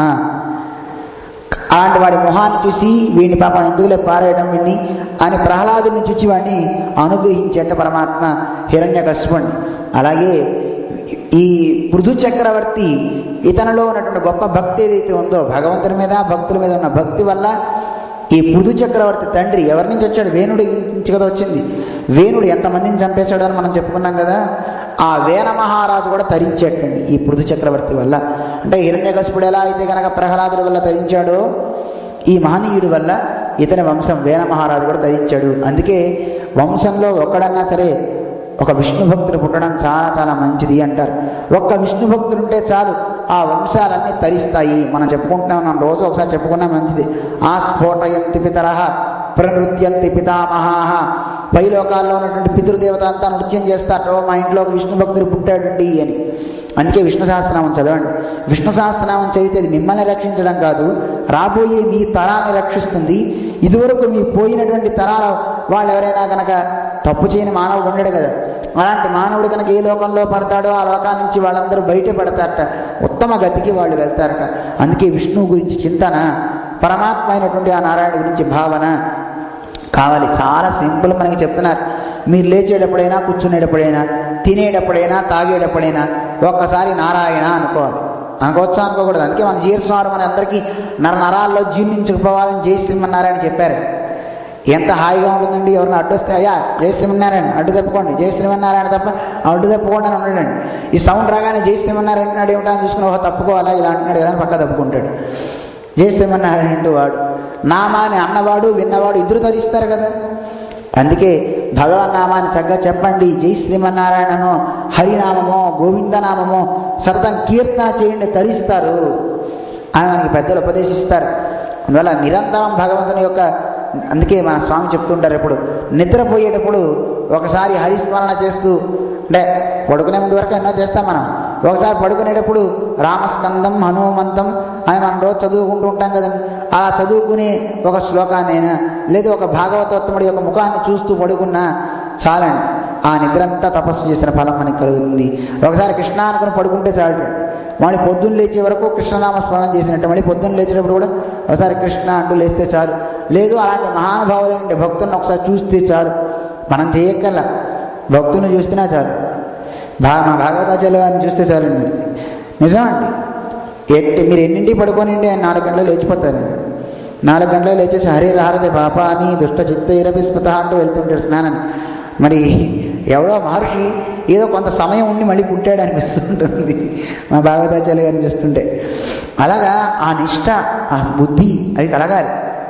పొద్దున్న అటువంటి స్మరణ, వారే మనకి అందరికీ ఆదర్శం మా భాగవతాచార్య గారు. వీరు ఇలా అవడానికి కారణం మా గోపాలాచార్య స్వామి, జినజీర్ స్వామి గురువు గారు. వారు అలా చేసేవారు. ఆ క్రమం అలవాటైపోయి ఇప్పుడు మానవన్న ఆయన మాట్లాడండి. జీఎస్ స్వామి దగ్గర ఒక్కోసారి రాత్రి 2 అయినా మళ్ళీ 4 గంటలు లేచిపోతారు, 4:30 గంటలు లేచిపోతారు. ఈయన లేచిపోయి మళ్ళీ ప్రార్థన అన్నీ చేసేసుకుంటుంటారు, మళ్ళీ ఆయన పని ఆయన చేసుకుంటుంటారు. చూడండి అంత గొప్ప నిష్ఠ అది. ఏదో కొంచెం మిగిలి ఉంటే మళ్ళీ జన్మెత్తారు, జన్మెత్తి మళ్ళీ వాడు అలా చేసుకోవాలి. అలాగా హరి స్మరణ ఇవి చేసుకోవాలి.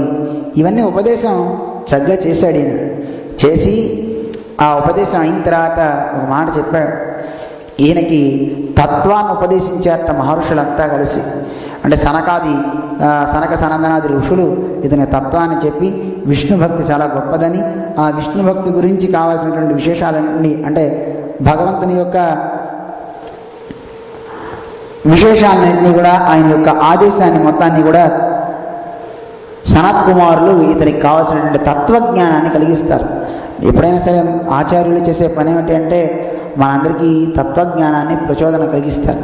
ఆ తత్వజ్ఞానం వల్ల మనకి మంచి కలుగుతుంది. అది ఈ జ్ఞానం కలిగినటువంటి పృథు చక్రవర్తి ఇతను శరీరాన్ని వదిలిపెట్టడానికి ఆ భగవంతుని యందు నిష్ఠతో హిమాలయాలకు వెళ్తాడు. వెళ్ళేసి అక్కడ వెళ్ళి తపస్సు చేస్తాడు. అంటే ఆ వనానికి వెళ్ళిపోయి అక్కడ భక్తితో యోగంలోకి వెళ్ళిపోయి సమాధిలోకి వెళ్ళి శరీరాన్ని వదిలిపెడతాడు. అతను వదిలిపెట్టగానే తన భార్య అయినటువంటి ఈవిడు కూడా శరీరాన్ని అర్చి అక్కడికి వచ్చి భర్త దగ్గర ఒక చితి ఏర్పాటు చేసి ఆ చితి మీద ఆయన్ని పెట్టేసి ఆ చితిలో ఈవిడు కూడా వెళ్ళి కూర్చుని భర్తతో పాటే వైకుంఠానికి వెళ్ళిపోయింది అంటారు. అంటే భగవంతుడు ఒక్కోసారి ఇది ఆవేశ అవతారం అంటారు. ఈ పృథు చక్రవర్తిలోకి ఆ స్వామి వచ్చి కావలసినటువంటి ఈ భూమికి కావాల్సిన ఔషధులన్నీ ఇప్పించే ఒక తత్వాన్ని ఆయన చేశాడు. అలా పరమాత్మ ఒక్కొక్క రూపంలో ఒక్కొక్కరిలో ఆవహిస్తుంటాడు. ఇప్పుడు చూడండి, మీ వల్ల ఏదన్నా కార్యం లోకానికి కావాలి అంటే మీలోకి ఆ భగవద్ ఆవేశం వచ్చేస్తుంది. ఆవేశం వచ్చి మీ చేత ఆ భగవంతుని యొక్క కార్యాలు ఏవైతే లోకానికి కావాల్సిన కళ్యాణప్రదాలు ఉన్నాయో ఆ కార్యాలన్నీ మీరు చేయగలుగుతారు. అలా భగవంతుడు ఈ పృథు చక్రవర్తిలో కూడా అలా విష్ణు యొక్క అవతారం అని మనం చెప్పుకుంటుంటాం, మొన్న చెప్పుకున్నాం. అలా పృథు చక్రవర్తి తపస్సు చేసి పరలోకానికి తాను ప్రవేశిస్తాడు అని మనకి తెలిసింది. తర్వాత ఈ పృథు చక్రవర్తికి ప్రాచీన బర్హి అని ఒక ముని మనవడు అనమాట పృథు చక్రవర్తికి. ఈ ప్రాచీన బరిహి ఎన్నో యజ్ఞాలు చేశాడు. ఆ యజ్ఞాల ద్వారా తను మంచి స్వర్గానికి వెళ్ళాలి అని. ఇప్పుడు జ్యోతిష్ఠోమేన స్వర్గకామో ఈ జీత అని మనకి వేదం చెప్తాను. జ్యోతిష్ఠోమం అని ఒక యజ్ఞం చేస్తే వాడు స్వర్గానికి వెళ్తాడు. అందుకని వీళ్ళు యజ్ఞాలు ఎన్నో చేస్తూ ఎన్నో పశు బలులు చేస్తున్నాడు. ఇతనికి ఒక 10 మంది సంతానం ఉన్నట్టండి. వాళ్ళంతా ప్రాచేతసులు అని పిలువబడతారు. వాళ్ళంతా కూడా 10 మంది కుమారులు చాలా 10,000 సంవత్సరాలు తపస్సు చేస్తున్నారట తండ్రి ఆజ్ఞతో. ఆ తపస్సు చేసి వీళ్ళంతా ఇంకా వెళ్తున్నారట. అలా వెళ్తుండే సమయంలో రుద్రుడు, శివుడు ప్రత్యక్షమై ఈ రుద్రుడు రుద్రగీత అని చెప్తాడండి. చాలా అద్భుతమైనటువంటి తత్వాన్ని ఉపదేశిస్తాడు రుద్రుడు. రుద్రుడు మనకి చాలా అద్భుతమైనటువంటి విష్ణు భక్తుల్లో గొప్ప భక్తుడు రుద్రుడు. వైష్ణవానాం యథాశంభు. నిజమైనటువంటి వైష్ణవుడు ఎవడు అంటే రుద్రుడు అండి. మొట్టమొదటి విష్ణు భక్తుల్లో ప్రథమ అగ్రగణ్యుడు రుద్రుడు. ఎందుకంటే సతతము హరినామ సంకీర్తన, రామనామ జపం తప్ప అతనికి ఇంకోటి ఏమీ ఎరగదు. శ్రీమద్భాగవతం లాంటి రహస్యాలు, ఏ రహస్యాలు ఉన్నాయో విష్ణువు యొక్క రహస్యాలన్నీ లోకంలో ప్రపంచితం చేసిన మహనీయుడు రుద్రుడే. అటువంటి రుద్రుడు ఈ ప్రచేతసులకు కనపడి వాళ్ళందరికీ కూడా తత్వాన్ని ఉపదేశిస్తాడు. చాలా అద్భుతమైనటువంటి తత్వాన్ని. నాయనా, మీకు నేను ఒక రహస్యాన్ని చెప్తా, ఈ రహస్యాన్ని మీరు తెలుసుకోండి. ఈ రహస్యాన్ని ఎవరైతే ప్రతిరోజు ఉదయాన్నే చదువుతారో వాళ్ళకున్న భవబంధాలన్నీ తెగిపోతాయని చెప్తాడు రుద్రుడు. అందుకే ఈ రుద్రుడు చెప్పిన స్తోత్రాన్ని చదువుకున్న చాలా అద్భుతమైన స్తోత్రం రుద్రగీత అని మనకి 4వ స్కందంలో 24వ అధ్యాయం అన్నమాట. దాంట్లో రుద్రుడు రుద్రగీతని చెప్తాడు. చెప్తూ ఇందులో అంతా పరమాత్మ వైభవాన్ని నారాయణుడి గురించి చెప్తాడు. నారాయణుడే ఈ లోకాలన్నింటినీ సృజించినవాడు, ఆయన వల్లే ఈ లోకాలన్నీ నడుస్తున్నాయి, ఆయనే ఎన్నో అవతారాలు ఎత్తాడని పరమాత్మ గురించి చాలా అందంగా చెప్తాడు. నమః పంకజనాభాయ భూత సూక్ష్మేంద్రియాత్మనే వాసుదేవాయ శాంతాయ కూటస్థాయ స్వరోచిషే. చూడండి ఎంత అద్భుతంగా ఉన్నాయి ఈ శ్లోకాలు. సంకర్షణాయ సూక్ష్మాయ దురంతాయాంతకాయ చ నమో విశ్వప్రబోధాయ ప్రద్యుమ్నాయాంతరాత్మని. అంటే ఒక భగవంతుడు తను ఏ కార్యాలు చేస్తాడు, ఎలా ఉంటాడు అని పరమాత్మ గురించి చెప్తున్నాడు. నమః పంకజనాభాయ. తండ్రి, నీ యొక్క నాభి నుంచే, నీ నాభికమల నుంచే పరమాత్మ బ్రహ్మదేవుడు పుట్టాడు. సర్వలోకాత్మకుడు నువ్వే అని నీ నుంచే పంచభూతాలు, తన్మాత్రలు, ఇంద్రియాలు వీటన్నిటినీ కూడా నియామకుడు నువ్వే. పంచ తన్మాత్రలు అంటే మనకి చూడండి, ఇప్పుడు శబ్ద స్పర్శ రూపరస గంధాలు అంటాం కదా, ఇవన్నీ కూడా ఆకాశంలోకి వచ్చినవి అనమాట. అంటే ఆకాశం నుంచి శబ్దం వచ్చింది, వాయువు నుంచి స్పర్శ వచ్చింది, అగ్ని నుంచి రూపం వచ్చింది, అలాగే నీటి నుంచి రుచి వచ్చింది. ఇవన్నీ కూడా మనకి పంచభూతాల నుంచి 5 వచ్చినాయి. పంచతత్వాలు అంటూ ఉంటారు, తన్మాత్రలు అంటారు. శబ్ద స్పర్శ రూపరస గంధాలు. ఈ వీటికి పంచభూతాలకి ఇంద్రియాలు 11 ఇంద్రియాలు ఉన్నాయి. జ్ఞానేంద్రియాలు 5, కర్మేంద్రియాలు 5. జ్ఞానేంద్రియాలు మనందరికీ తెలుసును. కర్మేంద్రియాలు వాక్, పాణి, పాద, పాయుపస్త 1, 2 ద్వారాలు ఇవి. అలాగే జ్ఞానేంద్రియాలు కన్ను, ముక్కు, చెవి, నాలుక, చర్మము ఇవి అన్నమాట. వీటికి మనస్సు 11 ఇంద్రియాలకి ఈయనే అధిపతి. నువ్వే అన్నిటికీ భూత సూక్ష్మేంద్రియాత్మనే. ఈ ఇంద్రియాలన్నిటికీ నియామకుడు నువ్వే. అంటే అదే కాదు, నువ్వు మనస్సుకు కూడా నువ్వే అధిష్టాతవు. శాంతాయ, శాంతి బాగా శాంతుడవు. నిర్వికారుడివి. కూటస్థాయ. ఇప్పుడు చూడండి, మనం ఒక దిమ్మ పెట్టి దిమ్మ మీద ఎన్నో సుత్తులు పెట్టి కొడుతూ అనేక రాడ్డుని, ఇనప వస్తువుల్ని మనం అటు ఇటు వంచుతూ ఉంటాం. కానీ పెట్టే వస్తువులు మారతాయి కానీ కింద ఉన్నది మారదు. ఆ దిమ్మ అలాగే ఉంటుంది. దాని పేరు కూటస్థం అంటూ ఉంటారు. అలాగే నీకు ఏ వికారం లేదు, అందరిలో నువ్వే ఉంటావు. ఇంద్రియాలన్నింటికి నువ్వే అధిపతి అయినా నీకు ఏ దోషం అంటదు. కూటస్థాయ స్వరోచిషే. అంటే నీకు స్వయం ప్రకాశం కలిగిన వాడివి అని, అలాంటి నీకునేమో నమస్కారం చేస్తున్నాను అని ఆరంభిస్తాడు. ఆరంభించి చాలా అద్భుతమైనటువంటి శ్లోకాలు చెప్తాడు. నమో నమో నిరుద్ధాయ హృషికేశేంద్రియాత్మనే. హే భగవన్, నీకు పేరు హృషికేశ అనే పేరు. ఇంద్రియాలన్నింటినీ నియమనం చేసేవాడు నువ్వే. నమః పరమహంసాయ పూర్ణాయ నిభృతాత్మనే అని భగవంతుడి గురించి చాలా అందమైనటువంటి విశేషాలన్నింటినీ కూడా ఈయన చెప్తూ రుద్రగీత అంటారు. ఆ రుద్రగీతని చెప్పి ఈ స్తోత్రాన్ని చక్కగా చదువుకోండి, మీకు శుభం కలుగుతుంది అని చెప్తాడు. అందులోనూ నాకు వైష్ణవులు అంటే బాగా ఇష్టం అని చెప్పేటండి రుద్రుడు. భాగవతం చెప్తోంది, యహ పరం రహస సాక్షాత్ త్రిగుణాత్ జీవ సంజ్ఞితాత్ భగవంతం వాసుదేవం ప్రపన్న సహి ప్రియో హిమే. నాకు ఎవరంటే బాగా ఇష్టమో తెలిసిన అన్ని రహస్యాల్లోకి రహస్యమైన దాన్ని మీకు చెప్తున్నాను వినండి. అలాంటి రహస్యాల్లోకి అంతటికీ రహస్యమైన వాడు, ఈ ప్రకృతికి నియంత అయినటువంటి వాడు వాసుదేవ భగవానుడు ఎవరైతే ఉన్నాడో ఆ వాసుదేవుని యొక్క శ్రీచరణాలలో అనన్య భావనతో, అంటే ఆయన తప్ప నాకు ఇంకోడు లేడు అని ఎవరైతే శరణ వేడతారో అలాంటి శరణ వేడినటువంటి వాడంటే నాకు ఇష్టం, అలాంటి వాడంటే నాకు ప్రియము అని చెప్తున్నాడు. అంటే మీరు వెళ్ళి విష్ణువు వాసుదేవుని ప్రార్థన చేయండి, వాసుదేవుని యొక్క శ్రీచరణాన్ని పట్టుకోండి. అలాంటి వాళ్ళంటే నాకు ఎంత ఇష్టమో తెలుసా? సప్రియోహిమే, వాడు నాకు ఎంత ప్రియుడో తెలుసునా, మీరు వెళ్ళి విష్ణువు యొక్క పాదాలు పట్టుకోండి అన్నాడండి. ఇది సత్యం. మనకి ఘంటాకర్ణుడు అని ఒక రాక్షసుడు బదరికాశ్రమంలో ఉంటాడు. ఆయన చెవులకు గంటలు కట్టుకొని విష్ణు శబ్దం వినపడితే చాలు చెవులకు గంటలు మోగిస్తట. ఈ చెవులతో రుద్ర నామాన్ని తప్ప ఇంకో నామాన్ని వినట్టండి. అలాంటి వాడికి ఒకసారి రుద్రుడు ప్రత్యక్షమైనప్పుడు అడిగేటండి, నాకు చాలు ఎన్నో భోగాలు ఇచ్చావు నువ్వు, ఈ భోగాలు ఆలస్యం నేను చాలా ఇంకా నాకు విరక్తి వచ్చేసింది, నాకు మోక్షం కావాలి అని అడిగేట రుద్రుడిని. అడిగితే రుద్రుడు అన్నట్ట, సారీ అది నా డిపార్ట్మెంట్ కాదయా, మరి నాకు మోక్షం ఎలా, నువ్వు కదా మోక్షం ఇచ్చేది, పిచ్చివాడా నేను ఇచ్చేవి ఇంతవరకే, మోక్షం ఇవ్వాలంటే వెనకాతలు వస్తాడు ఇంకో ఆయన ఇస్తాడు అన్నట్ట. ఎవరయ్యా వచ్చేది అంటే ఇంకో కృష్ణ పరమాత్మ ఇటుగా వస్తాడు, వచ్చినప్పుడు ఆయన నువ్వు ప్రార్థన చేయి మోక్షం ఆయన ఇస్తాడు అన్నట్ట. అందువల్ల రుద్రుడు ఎప్పుడు కూడా అందరికీ ఉపదేశాన్ని చేసి ఆ ఉపదేశం చేత అందరినీ సన్మార్గంలో పెడతాడు.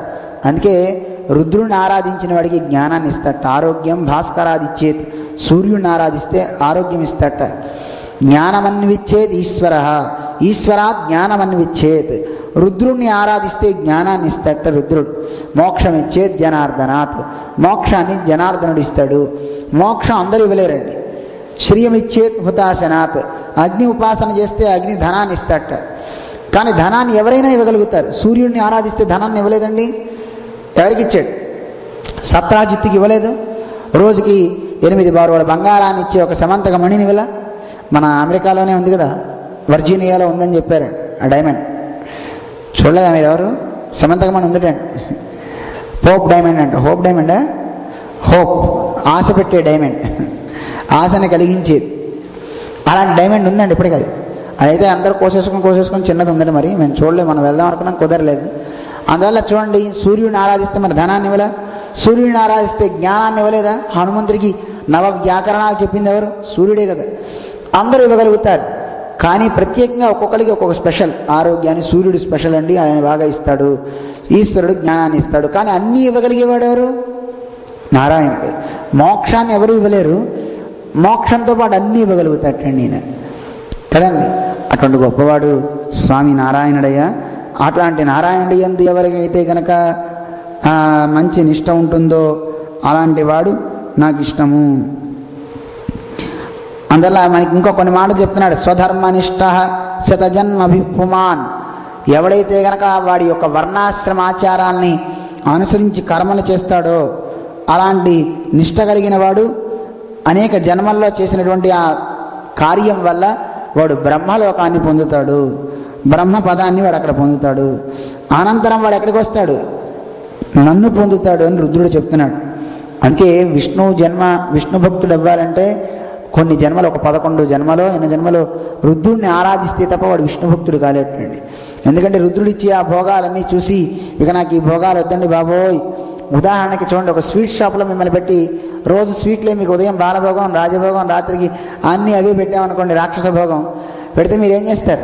బాబోయ్ నాకు వద్దండి, నాకు కాస్త కారం కావాలండి, కారం అంటాడు.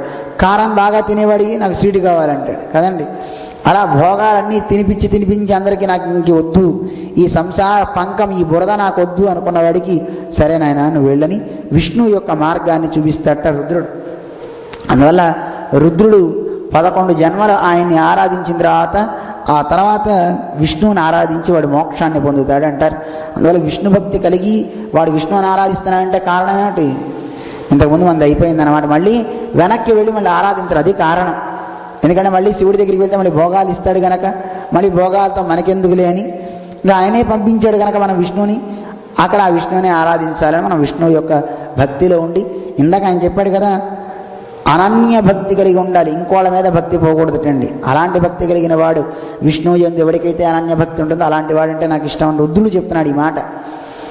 ఒక పతివ్రత ఎలా అయితే తన భర్త యందే పరిపూర్ణమైనటువంటి మానసిక భావన, శారీరక భావన ఎలా కలిగి ఉంటుందో అలాంటి భావన విష్ణువు యందు కలిగి ఉండాలి. సర్వం తానే నాకు రక్షకుడు తప్ప మిగతా వారు కారనే నిష్ట వాడికి ఉంటే అప్పుడు భగవంతుడు అనుగ్రహం వాడిని పొందుతాడు వాడు. అది అలాంటి భక్తులంటే ఈయనకి ఇష్టం. అందుకే మన కూరత్తాళ్వాన్లు చాలా అందంగా చెప్తారు, ఎవరికైతే విష్ణువు యందు గొప్ప భక్తి కలిగి ఉంటుందో అలాంటి భక్తులను చూసేటండి ప్రణమంతి దేవతా, దేవతలంతా నమస్కరిస్తారట. వీడు దేవతకి నమస్కారం పెట్టక్కర్లే, వీడిని చూసి దిక్కులే నమస్కారం పెడతాయి. ద్రవంతి దైత్యాహ, దైత్యులంతా రాక్షసులంతా వాడిని చూసి పారిపోతారటండి, దేవతలంతా వాడికి వచ్చి నమస్కారం పెడతారటండి. అంటే పరమాత్మ యందు పరిపూర్ణమైనటువంటి విశ్వాసం కలిగి ఎవడైతే ఉంటాడో వాడు తప్ప నాకు ఇంకో రక్షకుడు లేడనే భావన కలిగి ఉంటాడు, అలాంటి వాడంటే అంత గొప్ప. అందుకే మన పెద్దలు ఇంకోని చూచేవారు కారు. గోపికలు చూడండి, ఇంకోని చూచేవారా? హనుమంతుడు చెప్పలేదండి, భావో నా అన్యత్ర గచ్చతి అన్నాడు. ఆయన రాముడు చూచిన దృశ్యం తప్ప నాకు వైకుంఠంలో నీ నారాయణ రూపాన్ని కూడా నేను చూడలేను, నాకు రాముడే కావాలని కోరాడు. అంటే ఆ రాముడి రూపాన్ని తప్ప ఇంకో రూపాన్ని చూడలేను అనుకున్నాడు. అంటే చూడండి ఎంత గొప్ప దృష్టో. అందువల్ల ఇంకో రూపాన్ని చూడలేరు వాళ్ళు, ఆ రూపమే మాకు కావాలి అని. అందువల్ల ఈయన చెప్తున్నాడు రుద్రుడు, మీరు ఎలాంటి వాళ్ళయ్యా? సాక్షాత్తు విష్ణువుని ఆశ్రయించుకున్నవారు. అధ భాగవత యూయం, యూయం అంటే మీరంతా ఎలాంటి వాళ్ళు? భాగవతోత్తములు, విష్ణువుని ఆరాధించిన వారు, ఆ విష్ణువుని చక్కగా ఆశ్రయించుకున్న వాళ్ళు. అలాంటి వాళ్ళంటే నాకు ఎంతో ఇష్టము, మీ అందరికీ ప్రియాన్ని చేసేటటువంటి విశేషాన్ని మీకు చెప్తాను అని రుద్రుడు రుద్రగీతని మొత్తాన్ని చెప్తాడు. దాన్ని విని ఎవరైతే చదువుకుంటారో వాళ్ళంతా బాగుపడతారు, వాళ్ళకి అన్నీ కూడా కష్టాలు పోతాయని చెప్తారు. ఇది తెలుసుకుని నారదుడు ఎప్పుడు ఇలాంటివన్నీ వింటాయండి మహానుభావుడు. మరి పిల్లలు ఇంత యోగ్యులైపోయారు కదా, విష్ణు భక్తి పరాయణులు అయ్యారు, తండ్రిలా యజ్ఞాలు చేయట్లేదు వాళ్ళంతా. 10,000 సంవత్సరాలు వాళ్ళు తపస్సు చేశారంటే ఎంత గ్రేట్ అండి, ఎంత గొప్పతనం అండి. వాళ్ళు అంతగానో తపస్సు చేయడం అంటే వీళ్ళు చేశారట. వెళ్ళి నారదుడు వెళ్ళి ఉపదేశం చేశాట, ఏమయ్యా ఎందుకు ఈ అశ్వమేధ యాగాలు, ఈ యజ్ఞాలను చేస్తావు? స్వర్గం కావాలని యజ్ఞం చేస్తున్నావే, దీనివల్ల నువ్వు పశు బలి చేస్తున్నావు కదా, దీనివల్ల ఎన్ని ఇబ్బందులు పడతావో తెలిసినా. చాలామంది పై లోకాల్లో ఉత్తమ స్థితి పొందడానికి ఈ లోకంలో బలి చేసి జంతు బలి ఇచ్చి యజ్ఞాలు చేస్తారు. గుర్రాన్ని పశువుని బలి చేస్తారు. వాయవ్యగ్ శ్వేతమాలభేత భూతికామో అని వేదం చెప్తుంది మనకి. అలా కనుక ఎవడైనా చేస్తే ఏమవుతాయో చూడని చూపించట నారదుడు ఒకసారి. అంటే ఇనప కొమ్ములతో ఉన్నటువంటి ఆ జంతువులన్నీ స్వర్గలోకంలో వీడి కోసం వెయిట్ చేస్తాయిటండి. వీడు రాగానే వీడిని పొడుస్తాయిటండి ఆ కొమ్మలు. తేరా నన్ను చంపుతావా, నన్ను వధిస్తావా అని వాడిని పొడుస్తాయిటండి. మన పెద్దలు బాగా చెప్తారు. అవన్నీ కూడా మాం సహా అంటుంటాడండి. మాం అంటే నన్ను, సహా వీడు ఏం చేశాడు, అక్కడ అద్యాహారం తెచ్చిపెట్టుకోవాలని ఏం చేశాడు, వీడు చంపాడు. మాంసా, ఇప్పుడు మనం తినే మాంసం మేం కాదు, మీరు కూడా కాదు, ఎవరైనా తినేవాళ్ళు ఉంటే మానేయాలి. ఏ జంతువుని ఎవరు తింటాడో ఆ జంతువే వీడి కోసం వెయిట్ చేస్తుంటాయండి. ఇంకో జంతువు వీడి జోలికి రాదుటండి. అక్కడ కొన్ని లక్షల జీవరాశులు ఉంటాయి కదండి, అన్నీ వెయిట్ చేస్తుంటాయండి. ఇప్పుడు చూడండి, రన్నింగ్ రేస్ కాంపిటీషన్స్ పెట్టేటప్పుడు అందరూ కాళ్ళు ఇలా పెట్టుకుని రెడీగా ఇలా ఉంటారు చూడండి. వాడు విజిలేస్తే వెళ్ళిపోతాడు. వీడు స్వర్గంలోకి వెళ్ళగానే వెంటనే పొడుస్తాడు. వీడు తప్పించుకోవడానికి వీల్లేదు, అంతే పొడిపించుకోవడం తప్ప. వామో వాయు అని అరవడం తప్ప ఇంకోటి లేదండి. కొయ్యో మొర్రో అని ఇనప కొమ్మలతో వచ్చి వీటిని బాధిస్తాయట, పొడుస్తాయట. ఎలా స్వర్గం కావాలన్నావు కదా, అనుభవించని పొడుస్తాయటండి. స్వర్గానికి వెళ్తాడు కానీ శిక్ష కూడా అనుభవించాలి. అందువల్ల చూడవయ్యా, నీకు ఎందుకు ఈ యజ్ఞాలు? నిజానికి జంతు బలి. అందుకే మన రామానుజాచార్య స్వామి వారు కూడా యజ్ఞాలని ఇలా చేయకండి అయ్యా, మీరు యజ్ఞాలను పూర్తిగా మానక్కర్లేదు. జంతు బలి చేయాలి అనుకుంటే ఒక బొమ్మ తయారు చేసుకోండి పిండితో.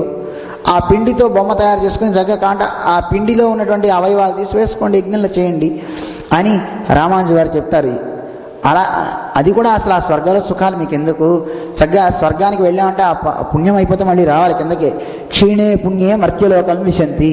20 రూపాయలు పెట్టి మీరు సినిమా హాల్కి వెళ్ళారనుకోండి, 2 గంటలు అయిన తర్వాత మళ్ళీ మెడబెట్టుకుని బయటికి గెండుతాడు. Non sense. 20 రూపాయలు ఇస్తే ఇంకో 2 గంటలు అట్టి పెట్టవా అంటే అట్టి పెట్టండి, అట్టి పెట్టాలంటే ఇంకో 20 రూపాయలు ఇవ్వాలి. ఇస్తేనే కదండి మనం ఉంచేది. ఒక అద్దెకి ఒక నెల రోజులకి అద్దె మనం కట్టామంటే ఆ అద్దెకి రెంట్కి సంబంధించిన 4 రోజుల వరకే మనం హోటల్లో ఉండాలి. అంతవరకు మీకు రాజోపచారాలు చేస్తూ రోజు సర్వెంట్ గాడు వచ్చి డ్రింక్ ఇస్తాడు, బన్ ఇస్తాడు, అన్నీ ఇస్తాడు. కానీ ఆ 4 రోజుల తర్వాత నా దగ్గర డబ్బులు లేవంటే తెచ్చినవాడు మెడబట్టుకుని బయటికి గెంటుతాడు వెళ్ళనంటే. స్వర్గం కూడా అంతే. పుణ్యం అయిపోయిందా కిందకి తోసేస్తారటండి, పంపించేస్తారటండి. అందువల్ల క్షీణే పుణ్యే మర్త్యలోకం విశంతి అని మనకి శాస్త్రం చెప్తుంది. అందువల్ల ఎందుకు అలాంటి వాటి కోసం నీ కుమారులు ఏ రకంగా అయితే మార్గం గుండా వెళ్తున్నారో ఆ మార్గం గుండా వెళ్ళు, నీకు తత్వాన్ని చెప్తా విను అని పురంజనోపాఖ్యానం అని ఒక కథని చాలా అందంగా చెప్తాడు. లోకంలో మనిషి ఎలా ఇంద్రియ చాంచల్యంలో పడి పాడైపోతాడో దాన్ని చెప్తూ సూక్ష్మంగా చెప్తాడు. మీకు చెప్పేస్తాం ఊరికినే. పురంజనుడు అని ఒక ఆయన ఒక మంచి పురాన్ని చూసుకుని అక్కడ ఉండాలి అని బయలుదేరి వెళ్ళాడు. ఆయనకి ఒక స్నేహితుడు కూడా ఉన్నట్టుండే. ఆ స్నేహితుడిని పట్టించుకోవట్లేదు ఇతను. ఆ స్నేహితుడితో పాటు వెళ్ళాట.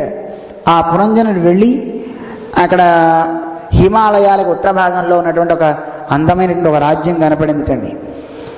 ఆ రాజ్యం కనపడితే ఆ రాజ్యాన్ని చూసి అబ్బాయి ఇక్కడ ఉంటే బాగుండే, ఈ రాజ్యాన్ని నేను చూస్తే బాగుండు, దీన్ని పొందితే బాగుండు ఉంది. ఆ రాజ్యానికి 9 ద్వారాలు ఉన్నాయటండి. అందమైనటువంటి రాజ్యం. ఆ రాజ్యంలో ఒక కన్యక ఉందటండి. ఆ కన్యక ఎవరైనా అందమైన పురుషుడు దొరికితే బాగుండు అని వాడిని పొందాలని ఆవిడ చూస్తుందట.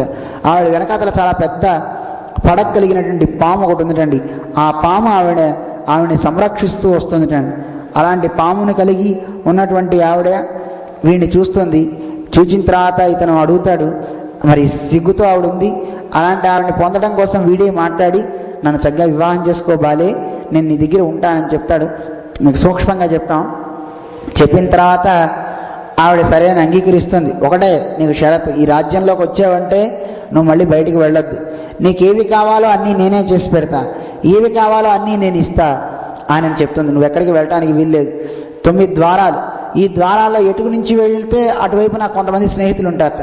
ఆ స్నేహితులతోనే అతను బయటికి వెళ్ళాలి. అలాంటి 9 ద్వారాలు కలిగినంటే ఆ రాజ్యంలో ఉండిపోతాడు. ఎలా తయారయ్యాడంటే వీడు, ఆవిడ తాగితే వీడు తాగాలి, ఆవిడ తింటే వీడు తినాలి, ఆవిడ పడుకుంటే వీడు పడుకోవాలి, ఇష్టం ఉన్నా లేకపోయినా అంతేటండి. చూడండి, పెళ్ళయిన తర్వాత ఎంత కష్టమో. భార్యకు లోలుడైపోయి కామవశం చేత ఆవిడ ఏది చెప్తే అది చేయాలి.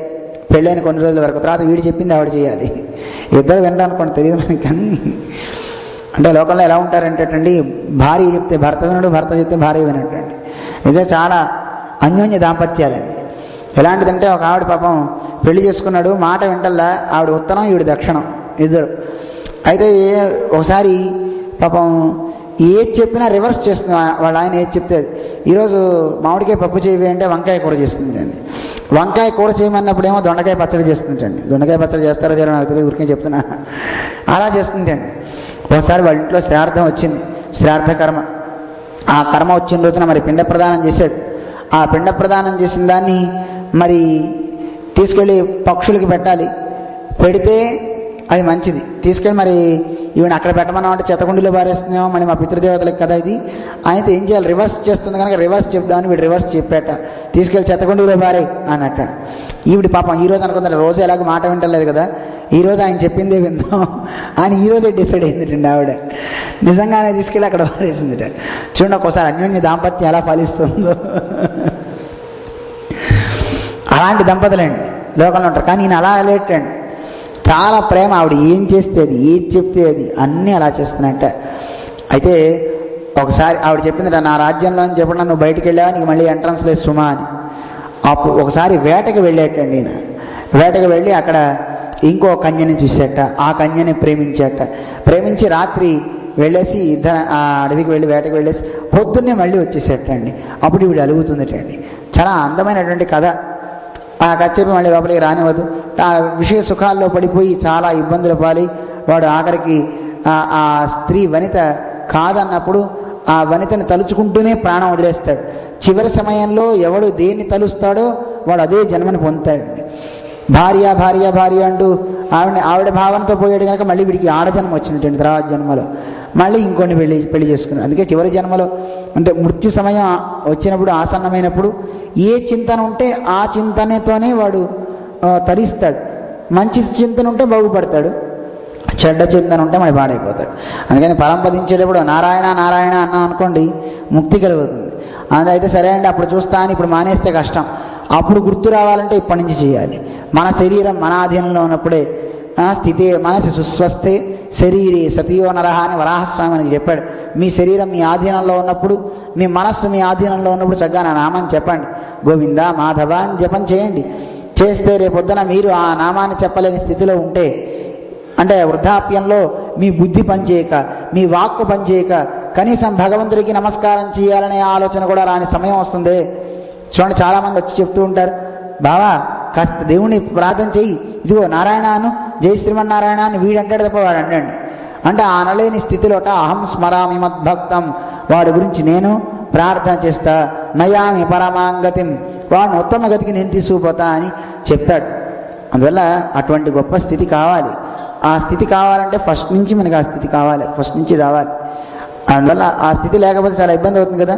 అప్పుడు ఈ తర్వాత జన్మలో ఒక భక్తుడితో వివాహం, ఈ స్త్రీ జన్మ వచ్చింది కదా, మంచి భక్తుడు సంబంధం ఏర్పడి అతన్ని వివాహం చేసుకోవడం వల్ల అతని శరీరాన్ని వదిలిపెట్టిన తర్వాత అతని మీద ప్రేమతో అతను చెప్పినటువంటి భగవన్నామాన్నే జపిస్తూ ఉన్నప్పుడు మళ్ళీ శరీరాన్ని వదులుతుంది.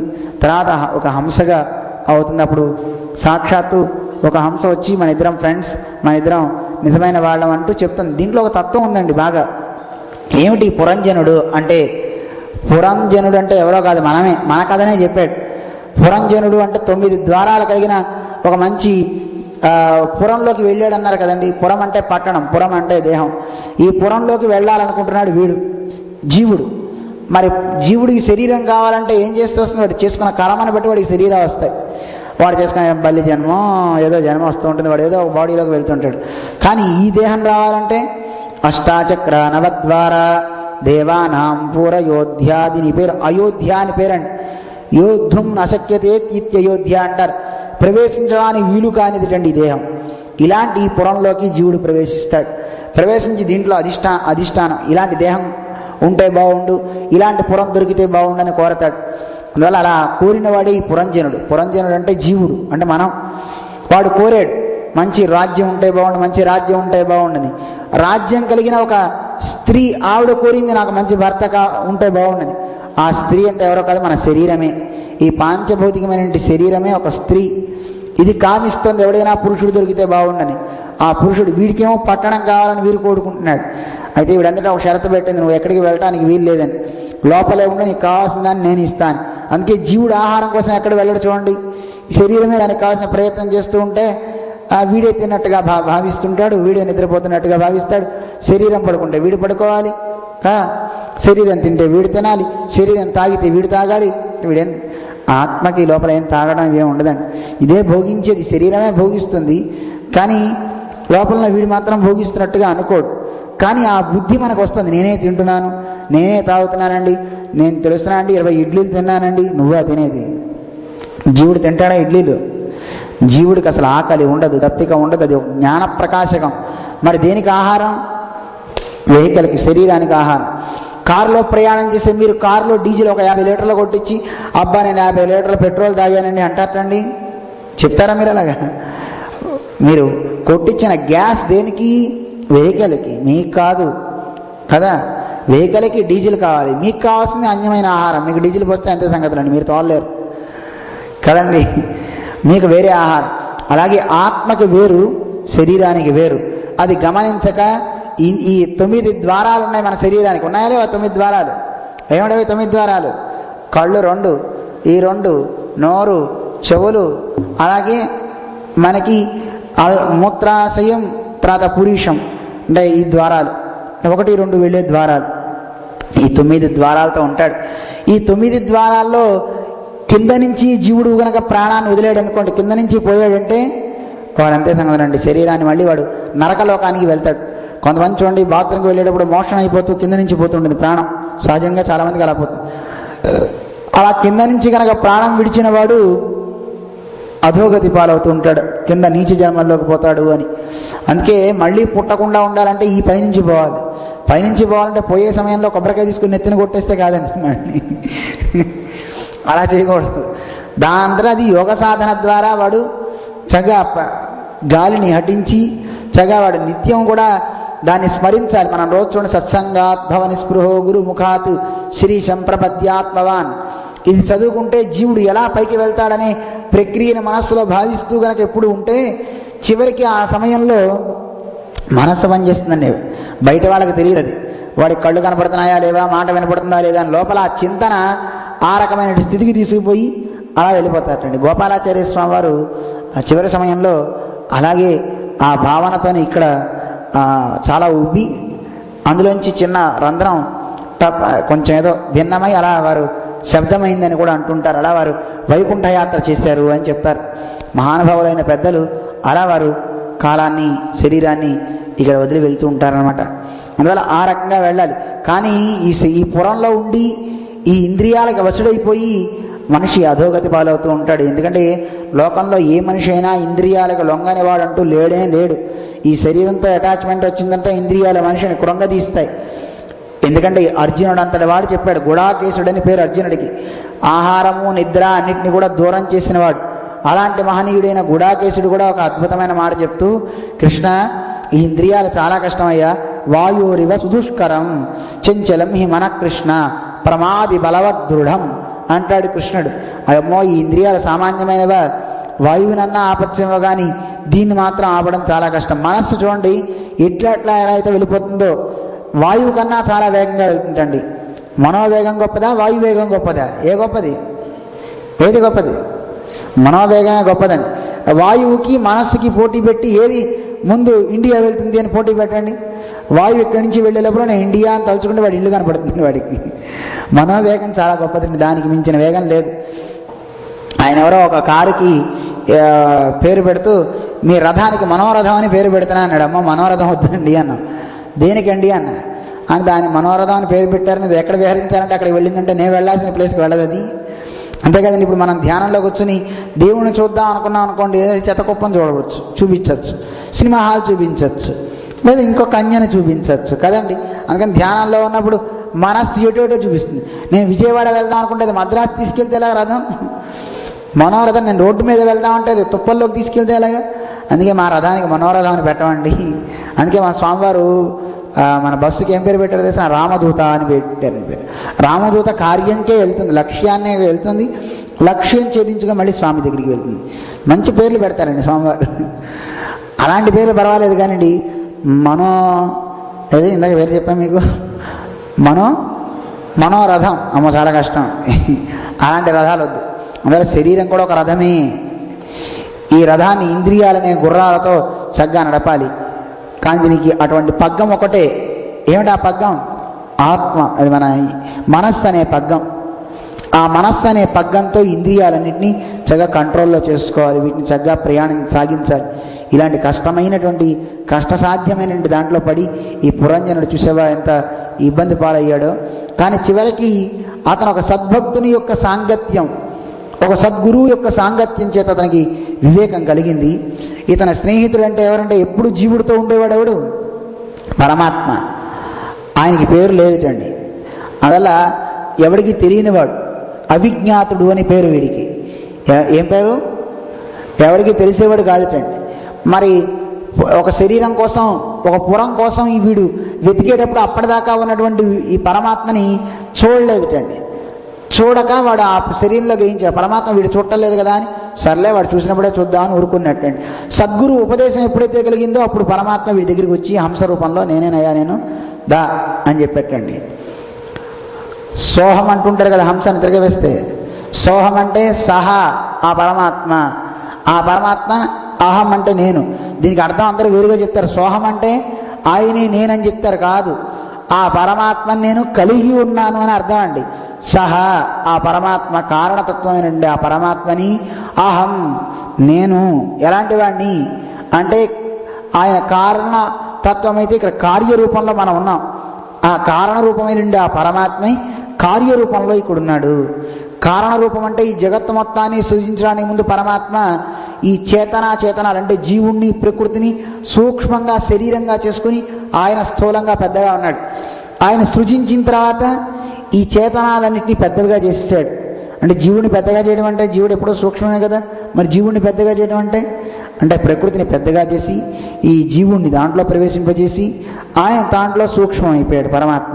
సృష్టికి ముందు ఆయన పెద్దగా ఉన్నాడు, సృష్టి అయిన తర్వాత ఆయన సూక్ష్మం అయిపోయి మన హృదయంలో కూర్చున్నాడు. ఈ శరీరంలో ఎప్పుడైతే మనం ప్రవేశించినప్పుడు చూడండి, మనకి దేవుడు కనపడుతున్నాడా? ఒకసారి కళ్ళు మూసుకుని చూడండి, దేవుడు కనపడుతున్నాడా మనకి? లోపల ఉన్నవాడు కనపడలేదు, అవిజ్ఞాతుడు అయిపోయాడు ఆయన. విజ్ఞాతుడు ఎప్పుడు కనపడేవాడు అవిజ్ఞాతుడు అయిపోయాడు. ఆయన మనకి ఫ్రెండ్ అండి. ఫ్రెండ్ అంటే ఏమిటి? స్నేహితుడు అంటే ఎప్పుడు మనతో కలిసి తిరిగేవాడు అని అర్థం. ఎప్పుడు కలిసి తిరిగేవాడు మనకి ఇప్పుడు కనపడటం లేదు. కారణం ఏంటి? మనకు ఉన్నటువంటి ఇంద్రియ చాంచల్యం ఇవన్నీ పట్టి మన్నీ లోపల ఉన్న ఆ తత్వాన్ని కనపడకుండా చేస్తున్నాయి. అలా ఉన్నటువంటి జీవుణ్ణి బాగు చేసింది గురువు యొక్క ఉపదేశం. అప్పుడు దేవుడు కనపడ్డాట, అప్పుడు వాడు బాగుపడ్డాడు అని మనకి చెప్తోంది. అందువల్ల నాయనా నువ్వు కూడా తెలుసుకో అని ప్రాచీన బరిహికి తత్వాన్ని ఉపదేశిస్తాడు నారద భగవానుడు. చేసి ఆయనకి మార్గనిర్దేశాన్ని చేస్తాడు. దీంతో 4వ స్కంధం మనకి పూర్తవుతుంది. ఈ కథని మనకి పరీక్ష నరేంద్రుడు చక్కగా వివరిస్తాడు. పరీక్ష నరేంద్రుడికి శ్రీసుఖ మహర్షి నాయన ఈ రకంగా విదురునికి మైత్రేయుడు తత్వాన్ని ఉపదేశిస్తున్నాడు. అన్నిట్లో కన్నా అంటే ఎన్నో యజ్ఞయాగాది క్రతువులు చేసే ప్రాచీన బరిహి వీళ్ళకన్నా వాళ్ళ కుమారుచుడు ప్రాచీయతసులు అంటారే, వాళ్ళంతా భగవన్నామాన్ని రుద్రుడి ద్వారా తీసుకుని ఆ భగవంతుని గురించి చింతనతో తరించారు కదా. అలాంటి చింతనని మనం అలవాటు చేసుకుంటే బాగుంటుంది అని ఆ భగవత్ చింతన వైభవాన్ని ఈ పురంజనోపాఖ్యానంతో ముడిపెడుతూ చక్కగా చెప్తారు. ఈరోజు చక్కగా పృథు చక్రవర్తి యొక్క కథని, ఆ ఘట్టాన్ని వేణుడి యొక్క కథని ఇవన్నీ మనం తెలుసుకున్నాం. రేపు మనం ఇంకా పరీక్ష నరేంద్రుడికి ఏం చెప్తాడో ఆ కథలన్నింటినీ ఇంక నుంచి అన్ని కథాభాగాలే రేపటి నుంచి ఆ కథలన్నీ తెలుసుకుంటూ ముందుకు సాగుతాం. జై శ్రీమన్నారాయణ. శ్రియకాంతాయ కళ్యాణ నిధయేధినాం శ్రీవేంకట నివాసాయ శ్రీనివాసాయ మంగళం. లక్ష్మీచరణలాక్షాంక సాక్షి శ్రీవత్సవక్షసే క్షేమంగళాయ సర్వేషాం శ్రీరంగేశాయ మంగళం. మంగళం కోసలేంద్రాయ మహనీయ గుణాత్మనే చక్రవర్తి తనూజాయ సార్వభౌమాయ మంగళం. నీలాచల నివాసాయ నిత్యాయ పరమాత్మనే సుభద్రా ప్రాణనాథాయ శ్రీజగన్నాథాయ మంగళం. విశిష్టాద్వైత సిద్ధాంత ప్రచారైక విహారిణే శ్రీమన్నారాయణాచార్య స్వామినే నిత్యమంగళం. యావత్ ప్రపంచ సంపూజ్య చరణాయ మహాత్మనే శ్రీమన్నారాయణాచార్యేతి రాజాయ మంగళం. మంగళాశాసనపరైః మదాచార్య పురోగమైః సర్వైశ్చ పూర్వైరాచార్యైః సత్కృతాయాస్తు మంగళం.